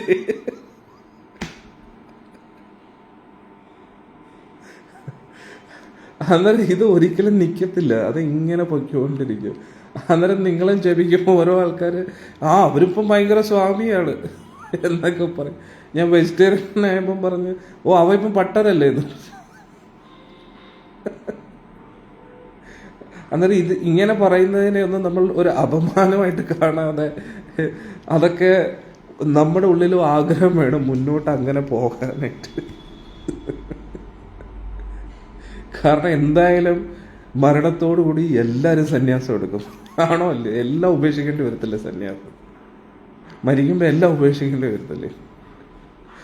അന്നേരം ഞാൻ പറഞ്ഞതിൻ്റെ അർത്ഥം, ഇപ്പോൾ നമ്മൾ നമ്മുടെ കഴിവിൻ്റെ പരമാവധി ശ്രമിക്കണം. അതുകൂടാതെ കൂടുതൽ കൂടുതൽ ഭഗവാന് വേണ്ടി ചെയ്യാനുള്ള ആഗ്രഹം ഹൃദയത്തിൽ സൂക്ഷിക്കേണ്ട വേണ്ടി. അത് ചുമ്മാ അഭിനയിക്കുന്ന ആഗ്രഹമല്ല, സിൻസിയർലി, ആത്മാർത്ഥത ഭക്തിയിൽ വളരെ ഇമ്പോർട്ടൻ്റ് ആണ്. ഭഗവാൻ ആത്മാർത്ഥതയാണ് നോക്കുന്നത്. എത്രത്തോളം ആത്മാർത്ഥതയോടെ, എത്രത്തോളം സീരിയസ് ആയിട്ട്, ഗൗരവത്തോടു കൂടി. തമാശ കളിയൊന്നുമല്ല ഇത്. കളി ഇച്ചിരി തമാശ ഇല്ല. It's our serious business. നമ്മുടെ പ്രൊഫഷനാണ് ഭക്തി എന്ന് പറയുന്നത്, നമ്മുടെ ജീവിതമാണ് ഭക്തി എന്ന് പറയുന്നത്. അതുകൊണ്ട് ആത്മാർത്ഥമായിട്ട്, സീരിയസ് ആയിട്ട്, മറ്റൊന്നും ഇതിന് പകരമായിട്ട് വേറൊന്നും ആഗ്രഹിക്കാതെ ഭഗവാനെ വേണ്ടി മാത്രം ഇങ്ങനെ മുന്നോട്ട് പോകുമ്പോൾ, അവരാത്മാർത്ഥമായിട്ട് പരിശ്രമിക്കുന്നു എന്ന് ഭഗവാൻ കാണുമ്പോൾ ഭഗവാൻ സഹായിക്കും, ഭഗവാൻ കൈതരും, ഇത് നമ്മളെ രക്ഷപ്പെടുത്തും. അന്നേരം നമ്മുടെ ആത്മാർത്ഥത, നമ്മൾ എത്രത്തോളം സീരിയസ് ആയിട്ട് ഭക്തി പരിശീലിക്കുന്നു, എത്രത്തോളം മറ്റ് ആഗ്രഹങ്ങളൊന്നും ഹൃദയത്തിൽ സൂക്ഷിക്കുന്നില്ല, അതൊക്കെ ഭഗവാൻ നോക്കും മൈന്യൂട്ടായിട്ട്. നമ്മളിതൊക്കെ ചെയ്യുന്നുണ്ടെങ്കിലും നമ്മൾ ഹൃദയത്തിൽ ആഗ്രഹങ്ങൾ സൂക്ഷിക്കുന്നുണ്ടെങ്കിൽ ഉടൻ തന്നെ ഭഗവാൻ എന്ത് ചെയ്യും? ആ ആഗ്രഹങ്ങളെയൊക്കെ പൂർത്തീകരിക്കും. ഇപ്പം നമ്മൾ ജപിക്കുകയും ഭക്തി പരിശീലിക്കുമ്പോഴും നമ്മൾ ആഗ്രഹിക്കും, എൻ്റെ മക്കളുടെ കാര്യമൊക്കെ ഒന്ന് സന്തോഷമായിട്ട് കഴിഞ്ഞിരുന്നുവെങ്കിൽ എന്നാണ് ഉള്ള ആഗ്രഹമാണ് നമ്മുടെ ഹൃദയത്തിൽ നടക്കുന്നതെങ്കിൽ മക്കളുടെ കാര്യമൊക്കെ ഭഗവാൻ അടിപൊളിയാണ്. നമ്മൾ ആഗ്രഹിക്കുന്നുള്ളൂ ഭൗതികമായിട്ട്. ഭക്തിയില്ല കേട്ടോ, മക്കളുടെ കാര്യമൊക്കെ ഭംഗിയായിട്ട് നടത്തുന്നില്ല. അന്നേരം മക്കൾ എന്ത് ചെയ്യും? മക്കളെ നാമവും ജപിക്കുന്നില്ല, ഭക്തിയില്ല. അവർക്ക് ഫ്രീ ആയിട്ട് കാശ് കിട്ടുമ്പോൾ എന്തായിരിക്കും? തെരുവ് തണ്ടിയുടെ കയ്യിൽ ലോട്ടറി അടിച്ച പോലെ അവസ്ഥയാണ്. ഒറ്റയടിക്ക് അഹങ്കരിച്ച് കിടക്കും. അവരുടേതായിട്ടുള്ള കർമ്മം അനുവദിക്കുന്നില്ല അവർക്ക് നല്ല കാര്യങ്ങൾ നടക്കാനായിട്ട്. പക്ഷെ നമ്മൾ നാമം ജപിച്ച് നമ്മുടെ ഭക്തിയുടെ അക്കൗണ്ടിൽ നിന്ന് അവർക്ക് ഇങ്ങനെ പുണ്യം കൊടുത്തുകൊണ്ടിരിക്കും. അങ്ങനെ അവരെന്താവും? ദീർഘായുസോടുകൂടി, ആയുരാരോഗ്യത്തോടുകൂടി, സമ്പദ് സമൃദ്ധിയിൽ അഹങ്കരിച്ച് ജീവിക്കും, ഭഗവാനെയും മറന്നു. അടിപൊളിയല്ലേ? അടിപൊളിയാണ്. നമ്മളും രക്ഷപ്പെടുന്നില്ല, അവരെയും രക്ഷപ്പെടാൻ അനുവദിക്കുന്നില്ല. നമ്മൾ അവരുടെ കർമ്മത്തിൽ ഇടപെടാതിരുന്നെങ്കിൽ അവർ കുറച്ച് അവിടുന്ന് ഇവിടെ നിന്നും അടിയും കിട്ടിയിട്ട് എങ്ങനെയെങ്കിലും ഭഗവാനെ കുറിച്ച് ഓർത്തേനെ. അന്നേരം നമ്മളോ രക്ഷപ്പെടുന്നില്ല, അവരെയും രക്ഷപ്പെടാൻ അനുവദിക്കത്തില്ല. നമ്മൾ അവിടെ തന്നെ കിടക്കും. അതാണ് നമ്മൾ മനസ്സിലാക്കേണ്ടത്. അതുകൊണ്ട് നമ്മൾ മനസ്സിലാക്കേണ്ടത് ആസക്തികൾ വിട്ടേ പറ്റൂ, എങ്കിലേ ഭഗവാനെ പിടിക്കാൻ പറ്റും. ഓക്കെ, അതാണ് നമ്മൾ ഇന്നത്തെ സത്സംഗത്തിൽ മനസ്സിലാക്കി. ഇന്നും അധ്യായം കംപ്ലീറ്റ് ചെയ്യാൻ പറ്റിയില്ല. ഭാഗവതത്തിൻ്റെ പ്രത്യേകത അതാണ്. നമ്മൾ ഓടിച്ചങ്ങോട്ട് എടുക്കാൻ പറ്റത്തില്ലേ? ഒരിടത്തുനിന്ന് തുടങ്ങിക്കഴിഞ്ഞാൽ ഇതെല്ലാം, അടിയൻ്റെ വാക്കുകളെല്ലാം ഭാഗവതമാണ്. ഒരു ശ്ലോകം, ഒരു വാക്ക്, ഭാഗവതത്തിൽ ഒരക്ഷരം മതി, അവിടുന്ന് അങ്ങോട്ട് കൊണ്ടുപോകും ഭാഗവതം നമ്മളെ വേറൊരു ലോകത്തേക്ക്. ഇന്നൊന്ന് ആലോചിച്ച് നോക്കൂ, ഒരു ശ്ലോകം പോലും നമ്മൾ എടുത്തില്ല. ഇന്നലെ എടുത്ത അതേ ശ്ലോകത്തിൻ്റെ അതേ വാക്കിനെ കുറിച്ചാണ് നമ്മൾ ചർച്ച ചെയ്യുന്നത്. അന്നേരം ഞാൻ ഏറ്റവും കൂടുതൽ അത്ഭുതപ്പെടുന്നത്, അഹങ്കാരം കൊണ്ട് പറയുന്നില്ല കേട്ടോ, അടിയൻ്റെ ഗുരു പരമ്പരയുടെ കാരുണ്യം. നാട്ടിൽ ഇഷ്ടംപോലെ ഭാഗവതം പറയുന്ന ആൾക്കാരുണ്ട്, ഗുരു പരമ്പരയില്ലാത്തവർ. അവർ ഭാഗവതം പറയുമ്പോൾ എന്തൊക്കെയാണ് പറഞ്ഞുകൊണ്ടിരിക്കുന്നത്. നിങ്ങൾ പോയി കേട്ട് കഴിഞ്ഞാൽ നോക്കൂ, വേറെ എന്തൊക്കെയോ കാര്യങ്ങൾ, രാഷ്ട്രീയം, അതും ഇതും ഇതും ഇതും ഒക്കെ. പക്ഷേ നിങ്ങൾ ഇന്നത്തെ ഭാഗവതത്തെക്കുറിച്ച് ചിന്തിച്ചു നോക്കൂ. പറയുമ്പോൾ ഞാനും കേട്ടുകൊണ്ടിരിക്കുകയാണ്, എനിക്ക് തന്നെ ഉള്ളിൽ എത്രത്തോളം സന്തോഷം തോന്നുന്നു. ഇന്ന് സത്യം പറഞ്ഞാൽ ഭാഗവതം എടുക്കാൻ പറ്റത്തില്ലെന്ന് പറഞ്ഞ് വിചാരിച്ചിരുന്നു. കാരണം കുറച്ച് ശാരീരിക അസ്വസ്ഥതകളുണ്ടായിരുന്നു, പിന്നെ സമയം ലേറ്റായി, ഇൻ്റർനെറ്റ് ഇതായി. അന്നേരം ഞാൻ വിചാരിച്ചു ഇന്ന് ഇനി പറ്റത്തില്ല. അന്നേരം ഞാൻ വിചാരിച്ചു എന്തായാലും ഭാഗവതം എനിക്ക് കേൾക്കണം. സത്യം, അടിയൻ്റെ ഗുരുവായൂരപ്പൻ്റെ തൃപ്പാദം തൊട്ടെന്ന് പറയുന്നത് എനിക്ക് കുറച്ച് ഭാഗവതം കേൾക്കണം എന്ന് പറഞ്ഞ് സത്സംഗം സ്റ്റാർട്ട് ചെയ്തു. എനിക്ക് തൃപ്തിയായി. അത് ശ്ലോകമൊന്നും എടുക്കാനും പറ്റിയില്ല. പക്ഷെ ആ ഭാഗവതത്തിൻ്റെ ഒരു നോട്ടം, ഒരു ശ്ലോകം, അവിടുന്ന് പ്രഭുപാജിയുടെയും ഗുരുമഹാരാജിൻ്റെയും കാരണത്താൽ നമ്മളൊരു യാത്ര ആരംഭിക്കുകയാണ് അല്ലേ? സമയം പോകുന്ന നമ്മൾ അറിയുന്നില്ല. എവിടേക്കോ യാത്ര ചെയ്തിട്ട് നമ്മൾ ഭാഗവത തീർത്ഥ സ്ഥലങ്ങളൊക്കെ സന്ദർശിച്ച് ഭാഗവത തീർത്ഥയാത്രയായിരുന്നു. അത് കഴിഞ്ഞിട്ട് നമ്മളിപ്പോൾ തിരിച്ചെത്തി ഇപ്പോഴും നമുക്ക് അതൊന്നും മറക്കാൻ പറ്റുന്നില്ല. അന്നേരം ഒന്ന് ആലോചിച്ച് നോക്കൂ, ഒരു ദിവസം മൊത്തം നമ്മൾ ആ ഒരു ഭാഗവത ബോധത്തിലാണ് ഇരിക്കുന്നതെങ്കിൽ എന്തുമായിരിക്കും ഇനിയുള്ള ജന്മം മുഴുവൻ, ഇനിയുള്ള ആ ജീവിതം മുഴുവൻ ആ ഒരു ബോധത്തിലിരിക്കുമായിരുന്നു. എന്തുമായിരിക്കും അല്ലേ? അടിപൊളിയാണ്. അത് ഭാഗവതത്തിൻ്റെ മേന്മയാണ്. കാരണം ഭാഗവതം എന്ന് പറഞ്ഞാൽ പ്രത്യക്ഷ കൃഷ്ണ ഏവഹി. ഭഗവാൻ എന്ന് പറഞ്ഞാൽ സൂര്യനാണ്. അവിടെ നിഴലായ മായാദേവിക്ക് അധികാരമില്ല എന്നാണ് പറയുന്നത്. സൂര്യപ്രകാശം ഉള്ളിടത്ത് സൂര്യനെ നോക്കിയിരിക്കുമ്പോൾ നിഴലിനെ നമുക്ക് കാണാൻ കഴിയില്ലല്ലോ. സൂര്യൻ നമ്മുടെ മുന്നിലാണെങ്കിൽ പുറകിലല്ലേ നിഴൽ വരുന്നു. എന്നാൽ അതേപോലെ നമ്മൾ ഭഗവാന്റെ കൂട്ടത്തിലിരിക്കുമ്പോൾ അവിടെ മായാദേവിയുടെ സ്ഥാനമില്ലല്ലോ.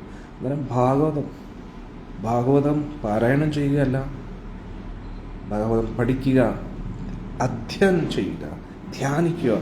ഭാഗവതത്തിൻ്റെ വരികളിലൂടെ നമ്മൾ ഈ ലോകത്തെ കാണാൻ പഠിക്കുക. അപ്പം എന്തു പറ്റും? നമ്മൾ ഭാഗവതരായിട്ട് മാറും. അങ്ങനെയുള്ളവരെയാണ് ഭാഗവതർ എന്ന് പറയുന്നത്. അതാണ് ആചാര്യന്മാരും പറയുന്നുണ്ട്, ഈ ലോകത്ത് 2 തരത്തിലുള്ള ഭാഗവതം ഉണ്ടെന്ന്. ഒന്ന് ഗ്രന്ഥഭാഗവതം, ഒന്ന് വ്യക്തിഭാഗവതം, ഭക്തഭാഗവതവും. ഭാഗവതം ഗ്രന്ഥം, ഭാഗവതം പഠിച്ച് അത് ജീവിതത്തിൽ ആചരിച്ച് ഭാഗവത്തിലൂടെ ഈ ലോകത്തെ കാണാൻ ശ്രമിക്കുന്ന വ്യക്തികൾ. അതൊക്കെയാണ് പ്രഭുപാദജി, ഗുരു മഹാരാജും ഒക്കെ. എന്തുവാ അവരൊക്കെ? ഹരേ കൃഷ്ണ. അവരൊക്കെയല്ലേ എന്തുവാ അവര്? പറയാൻ വാക്കുകളില്ല. അവരൊക്കെയല്ലേ കെടിലങ്ങൾ ഈ ലോകത്ത്. അവരുടെ പാത പിന്തുടരുക. ഭാഗവതോത്തമന്മാരുടെ, ഭാഗവതരുടെ വഴി നമ്മൾ ഇങ്ങനെ പിന്തുടരുക. അപ്പം എന്തു പറ്റും? നമുക്ക് അടിപൊളിയായിട്ട് ഈ ലോകത്തിൽ നിന്ന് എക്സിറ്റ് ചെയ്യാൻ പറ്റും. എല്ലാ പ്രശ്നങ്ങളും യാതനകളും ഒക്കെ മറന്ന് എല്ലാ ഭാരങ്ങളും ഇറക്കി വെച്ച് പറക്കാൻ പറ്റും ഭൂലോകത്തിലേക്ക്. ഇതൊരു സ്വപ്നമല്ല, യാഥാർത്ഥ്യമാണ്. നമ്മളിപ്പോൾ ജീവിക്കുന്ന ഈ ജീവിതമാണ് സ്വപ്നം. ഈ സ്വപ്നത്തിൽ നിന്ന് ഉണർന്ന് യാഥാർത്ഥ്യത്തിലേക്ക് നമുക്ക് പോകാം. അസതോമ സദ്ഗമയ മൃത്യോന അമൃതം ഗമയ തമസോമ ജ്യോതിർഗമയ. ആ ഒരു പ്രകാശത്തിലേക്കുള്ളൊരു വഴി, നമ്മുടെ ഗുരുവായൂരപ്പൻ്റെ അടുത്തേക്കുള്ള വഴി, ഗുരുവായൂരപ്പനെ കെട്ടിപ്പിടിക്കാനുള്ളൊരു വഴി, ഗുരുവായൂരപ്പൻ്റെയും ശ്രീമതി രാധാറാണിയുടെയും തൃപ്പാദ സേവ ചെയ്യാൻ വേണ്ടി അനന്തകാലത്തോളം സേവനം ചെയ്യാൻ വേണ്ടിയുള്ള ഒരു സുവർണ അവസരമാണ് നമുക്ക് വേണ്ടി കാത്തിരിക്കുന്നത്. ഹരേ കൃഷ്ണ. അതാണ് ഇന്നത്തെ ഈ ഒരു സത്സംഗത്തിൽ നിന്നും നമ്മൾ മനസ്സിലാക്കേണ്ടത്. ഇത് നിങ്ങൾക്ക് ഞാൻ പഠിപ്പിച്ചു തരുമല്ല, ഞാൻ പഠിച്ചുകൊണ്ടിരിക്കുകയാണ്. ഓരോ ദിവസവും ഇത്രയും വർഷങ്ങളായിട്ട് ഭഗവാന്റെ ഈ സേവനം ചെയ്യാനുള്ള അവസരം അടിയിൽ ലഭിച്ചു. പക്ഷേ ഇന്നും ഓരോ ദിവസവും പുതിയ പുതിയ കാര്യങ്ങൾ ഭഗവാൻ പറഞ്ഞു നൽകുന്നു. അതിലൂടെ ഈ ലോകത്തെ അടിയൻ കാണാൻ ശ്രമിക്കുകയാണ്. നമ്മൾ പഠിക്കുന്നു, നമ്മളെല്ലാവരും ഒത്തൊരുമിച്ച് പഠിക്കുക, നമ്മുടെ ജീവിതം ശ്രേഷ്ഠമാക്കുക. ഇതുകൊണ്ട് പറ്റുന്നില്ല, അതുകൊണ്ട് പറ്റുന്നില്ല എന്ന് ചിന്തിക്കുകയല്ല. ഇപ്പോഴത്തെ അവസ്ഥയിൽ നിങ്ങൾക്ക് എന്തൊക്കെ ഭഗവാന് വേണ്ടി ചെയ്യാൻ പറ്റുമോ അതൊക്കെ നിങ്ങൾ ചെയ്യണം. കാരണം ഇത് ആർക്ക് വേണ്ടിയാണ് നിങ്ങൾ ചെയ്യുന്നത്? നിങ്ങളുടെ ഭഗവാന് വേണ്ടിയാണ്. നിങ്ങളുടെ ഭഗവാന് വേണ്ടിയാണ്, നിങ്ങളുടെ ഗുരുവായൂരപ്പന് വേണ്ടിയാണ് നിങ്ങൾ ചെയ്യുന്നത്. നിങ്ങൾ ജപിക്കുന്നത് നിങ്ങളുടെ ഭഗവാന്റെ പേരാണ്, നിങ്ങളുടെ ഭഗവാന്റെ നാമമാണ്. നിങ്ങൾ ചെയ്യുന്ന സേവനങ്ങൾ നിങ്ങളുടെ ഗുരുവായൂരപ്പന് വേണ്ടിയാണ്, എൻ്റെ സ്വന്തം ഗുരുവായൂരപ്പന് വേണ്ടി. അത് ഹൃദയത്തിൽ തൊട്ട് നിങ്ങൾ സംസാരിക്കുക, ഹൃദയത്തിൽ തൊട്ട് പറയുക. നിങ്ങൾ അത്രത്തോളം ഗുരുവായൂരപ്പനെ ഹൃദയാംഗതമായിട്ട് സ്നേഹിക്കുകയാണെങ്കിൽ അദ്ദേഹം തിരിച്ച് സ്നേഹിക്കാതിരിക്കുമോ? ഗുരുവായൂരപ്പനെ നമ്മൾ ഇത്രയും സ്നേഹിച്ചു കഴിഞ്ഞാൽ അദ്ദേഹം ഇത്രയും സ്നേഹിക്കും. എനിക്ക് ഒരു കഴിച്ച് മൊബൈൽ പിടിക്കുന്നതുകൊണ്ട് കൈ കാണിക്കാൻ പറ്റില്ല, ഇത്രയും സ്നേഹിക്കും. അതുകൊണ്ട് നമുക്കത് സ്വീകരിക്കാൻ പോലും പറ്റത്തില്ല. അത്രത്തോളം ഗുരുവായൂരപ്പൻ നമ്മളെ സ്നേഹിക്കും. നമ്മൾ ഇത്രയും സ്നേഹിച്ചാൽ മതി. കാരണം എന്താണെന്നറിയാം, അദ്ദേഹം സ്വാർത്ഥനല്ല, ഒരുപാട് കാരുണ്യമുള്ള ആളാണ് നമ്മുടെ ഭഗവാൻ. മനസ്സിലായില്ലേ? അതുകൊണ്ട് നമ്മളൊന്ന് നോക്കാൻ, നമ്മളൊന്ന് വിളിക്കാൻ അദ്ദേഹം കാത്തിരിക്കുകയാണ്. ദ്രൗപദി ദേവി പാവം ഇത്രയും ദുരിതങ്ങളൊക്കെ അനുഭവിച്ചിട്ട് അവസാനം ഭഗവാനെ നേരിട്ട് കാണുമ്പോൾ പറയും, കൃഷ്ണ, എന്നാലും അങ്ങ് എന്നെ ഒന്ന് നേരത്തെ രക്ഷിച്ചുകൂടായിരുന്നോ? ഇത്രയൊക്കെ അപമാനമൊക്കെ സഹിക്കേണ്ടി വന്നില്ലേ എന്നൊക്കെ പറഞ്ഞപ്പോൾ ഉടനെ ഭഗവാൻ പറഞ്ഞു, സഖി, നീ എന്നെ ഏറ്റവും അവസാനമല്ലേ വിളിച്ച ഉടനെ ഞാൻ വന്നില്ലേ? ഭഗവാൻ പറയാൻ, ഞാൻ ആ വാതിൽക്കൽ തന്നെ ഉണ്ടായിരുന്നു. നീ വിളിച്ചാൽ ഉടൻ തന്നെ വരാൻ വേണ്ടി ഞാൻ കാത്തിരിക്കുകയായിരുന്നു. ആദ്യം എന്നെ വിളിച്ചാൽ പോരാന്നോ? ദുശാസന്റെ മൂക്കുമൊക്കെ ഒറ്റ ഇടിക്കത്തില്ല, അതോടുകൂടി അവൻ തീരും. നീ ഒന്ന് വിളിച്ചാൽ ദുശാസന്റെ മൂക്ക് ഇടിച്ച് പപ്പടമാക്കി വിളിച്ചു. അതേപോലെ നമ്മൾ ആ ഒറ്റ വിളിക്ക് വേണ്ടി ഭഗവാൻ കാത്തിരിക്കുകയാണ്. അതായത് നമ്മുടെ ഓരോ ഹരേ കൃഷ്ണ മഹാമന്ത്രവും എവിടെയെങ്കിലും നോക്കി എങ്ങോട്ടൊക്കെ അങ്ങനെയുള്ള ജപം ഹെൽപ്പ് ചെയ്യും. പക്ഷെ ഓരോ ഹരേ കൃഷ്ണ മഹാമന്ത്രവും ദ്രൗപദി ദേവി ഭഗവാനെ വിളിച്ചതുപോലെ വിളിക്കണം. ആചാര്യന്മാർ പറയുന്നു, ഒരു കൊച്ചു കുട്ടി തിരക്കിൽപ്പെട്ട് അച്ഛനും അമ്മയിൽ നിന്നും വഴി തെറ്റി എങ്ങോട്ടേക്കോ പോയ ഒറ്റയ്ക്കായിരിക്കുന്ന ഒറ്റപ്പെട്ട ആ ഒരു കൊച്ചു കുട്ടി എങ്ങനെയാണോ അച്ഛാ അമ്മേ എന്ന് പറയുന്ന കരയുന്നത്, അതേപോലെ ഹരേ കൃഷ്ണ മഹാമന്ത്രം ജപിക്കണമെന്നാണ് പറയുന്നത്. ഇപ്പം നമ്മൾ എങ്ങോട്ടോ നോക്കി എന്തിനോ വേണ്ടിയാണ്, എന്തോ ഒരു വഴിപാട് ചടങ്ങ് നടത്തുന്നത് പോലെയാണ് 16 മാല ജപിക്കുന്നത്, അല്ലേ? അതിന് പകരം ഹൃദയാംഗതമായിട്ട് ദ്രൗപദി ദേവി വിളിച്ചതുപോലെ, ഗജേന്ദ്രൻ വിളിച്ചതുപോലെ, പ്രഹ്ലാദൻ വിളിച്ചതുപോലെ, ധ്രുവൻ വിളിച്ചതുപോലെ, ഹൃദയാംഗതമായിട്ട് ഗോപികമാര് വിളിച്ചതുപോലെ, ശ്രീമതി രാധാറാണി കൃഷ്ണനെ വിളിക്കുന്നത് പോലെ നമ്മൾ വിളിക്കണം. അപ്പോഴാണ്, രാധാറാണി വിളിക്കുന്ന പോലെ വിളിക്കാൻ പറ്റത്തില്ല, അത് നമുക്ക് ഒരിക്കലും അച്ചീവ് ചെയ്യാൻ പറ്റത്തില്ല. പക്ഷേ ഹൃദയാംഗതമായിട്ട് വിളിക്കണം. അതിനെക്കുറിച്ചൊരു പാട്ട് തന്നെ ഇല്ലേ? എന്താണ്? അച്യുതം കേശവം കൃഷ്ണ ദാമോദരം രാമനാരായണം जानकी वल्लभम कौन कहता है भगवान आते नहीं, कौन कहता है ഭഗവാൻ ആത്തെ നഹി. ആരാ പറയുന്ന ഭഗവാൻ വരത്തില്ല എന്ന്? ഭക്ത മീരാ കെ ജൈസെ ബുലാത്തെ നഹി. മീരാഭായ്, ഭക്ത മീര വിളിച്ചതുപോലെ നിങ്ങൾ വിളിക്കുന്നില്ല, അതുകൊണ്ടാണ് കൃഷ്ണൻ വരാത്തത്. മീരാഭായ് വിളിച്ചതുപോലെ നിങ്ങൾ ഭഗവാന്റെ നാമം ജപിക്കൂ, അപ്പം ഭഗവാൻ വരും. അല്ലേ? ഹരേ കൃഷ്ണ. എല്ലാവർക്കും ഭഗവാന്റെ അനുഗ്രഹം ലഭിക്കട്ടെ എന്ന് പ്രാർത്ഥിക്കുന്നു. നമുക്കൊരു ഭജൻ ഇട്ടാലോ? നിങ്ങളെല്ലാവരും കേട്ടു കാണും മീരാഭായിയുടെ ഭജൻ. अंदर मंदिर जागो जागो माधव कृष्ण गोपाल. അല്ലേ? എൻ്റെ തുടക്കത്തെ കുറച്ച് വരികൾ നമുക്ക് കേൾക്കാം. अंदर मंदिर जागो जागो माधव कृष्ण गोपाल.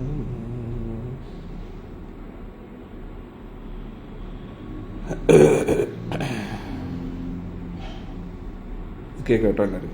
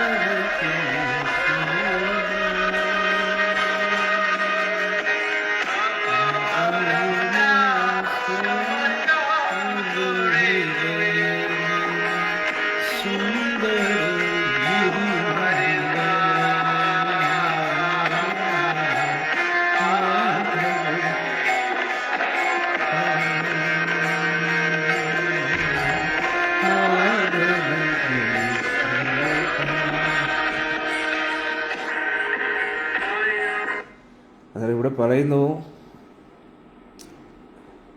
ഉണരൂ ഭഗവാനെ, മാധവ കൃഷ്ണ ഗോപാൽ എൻ്റെ ഹൃദയത്തിൽ അങ്ങ് ഉണരൂ.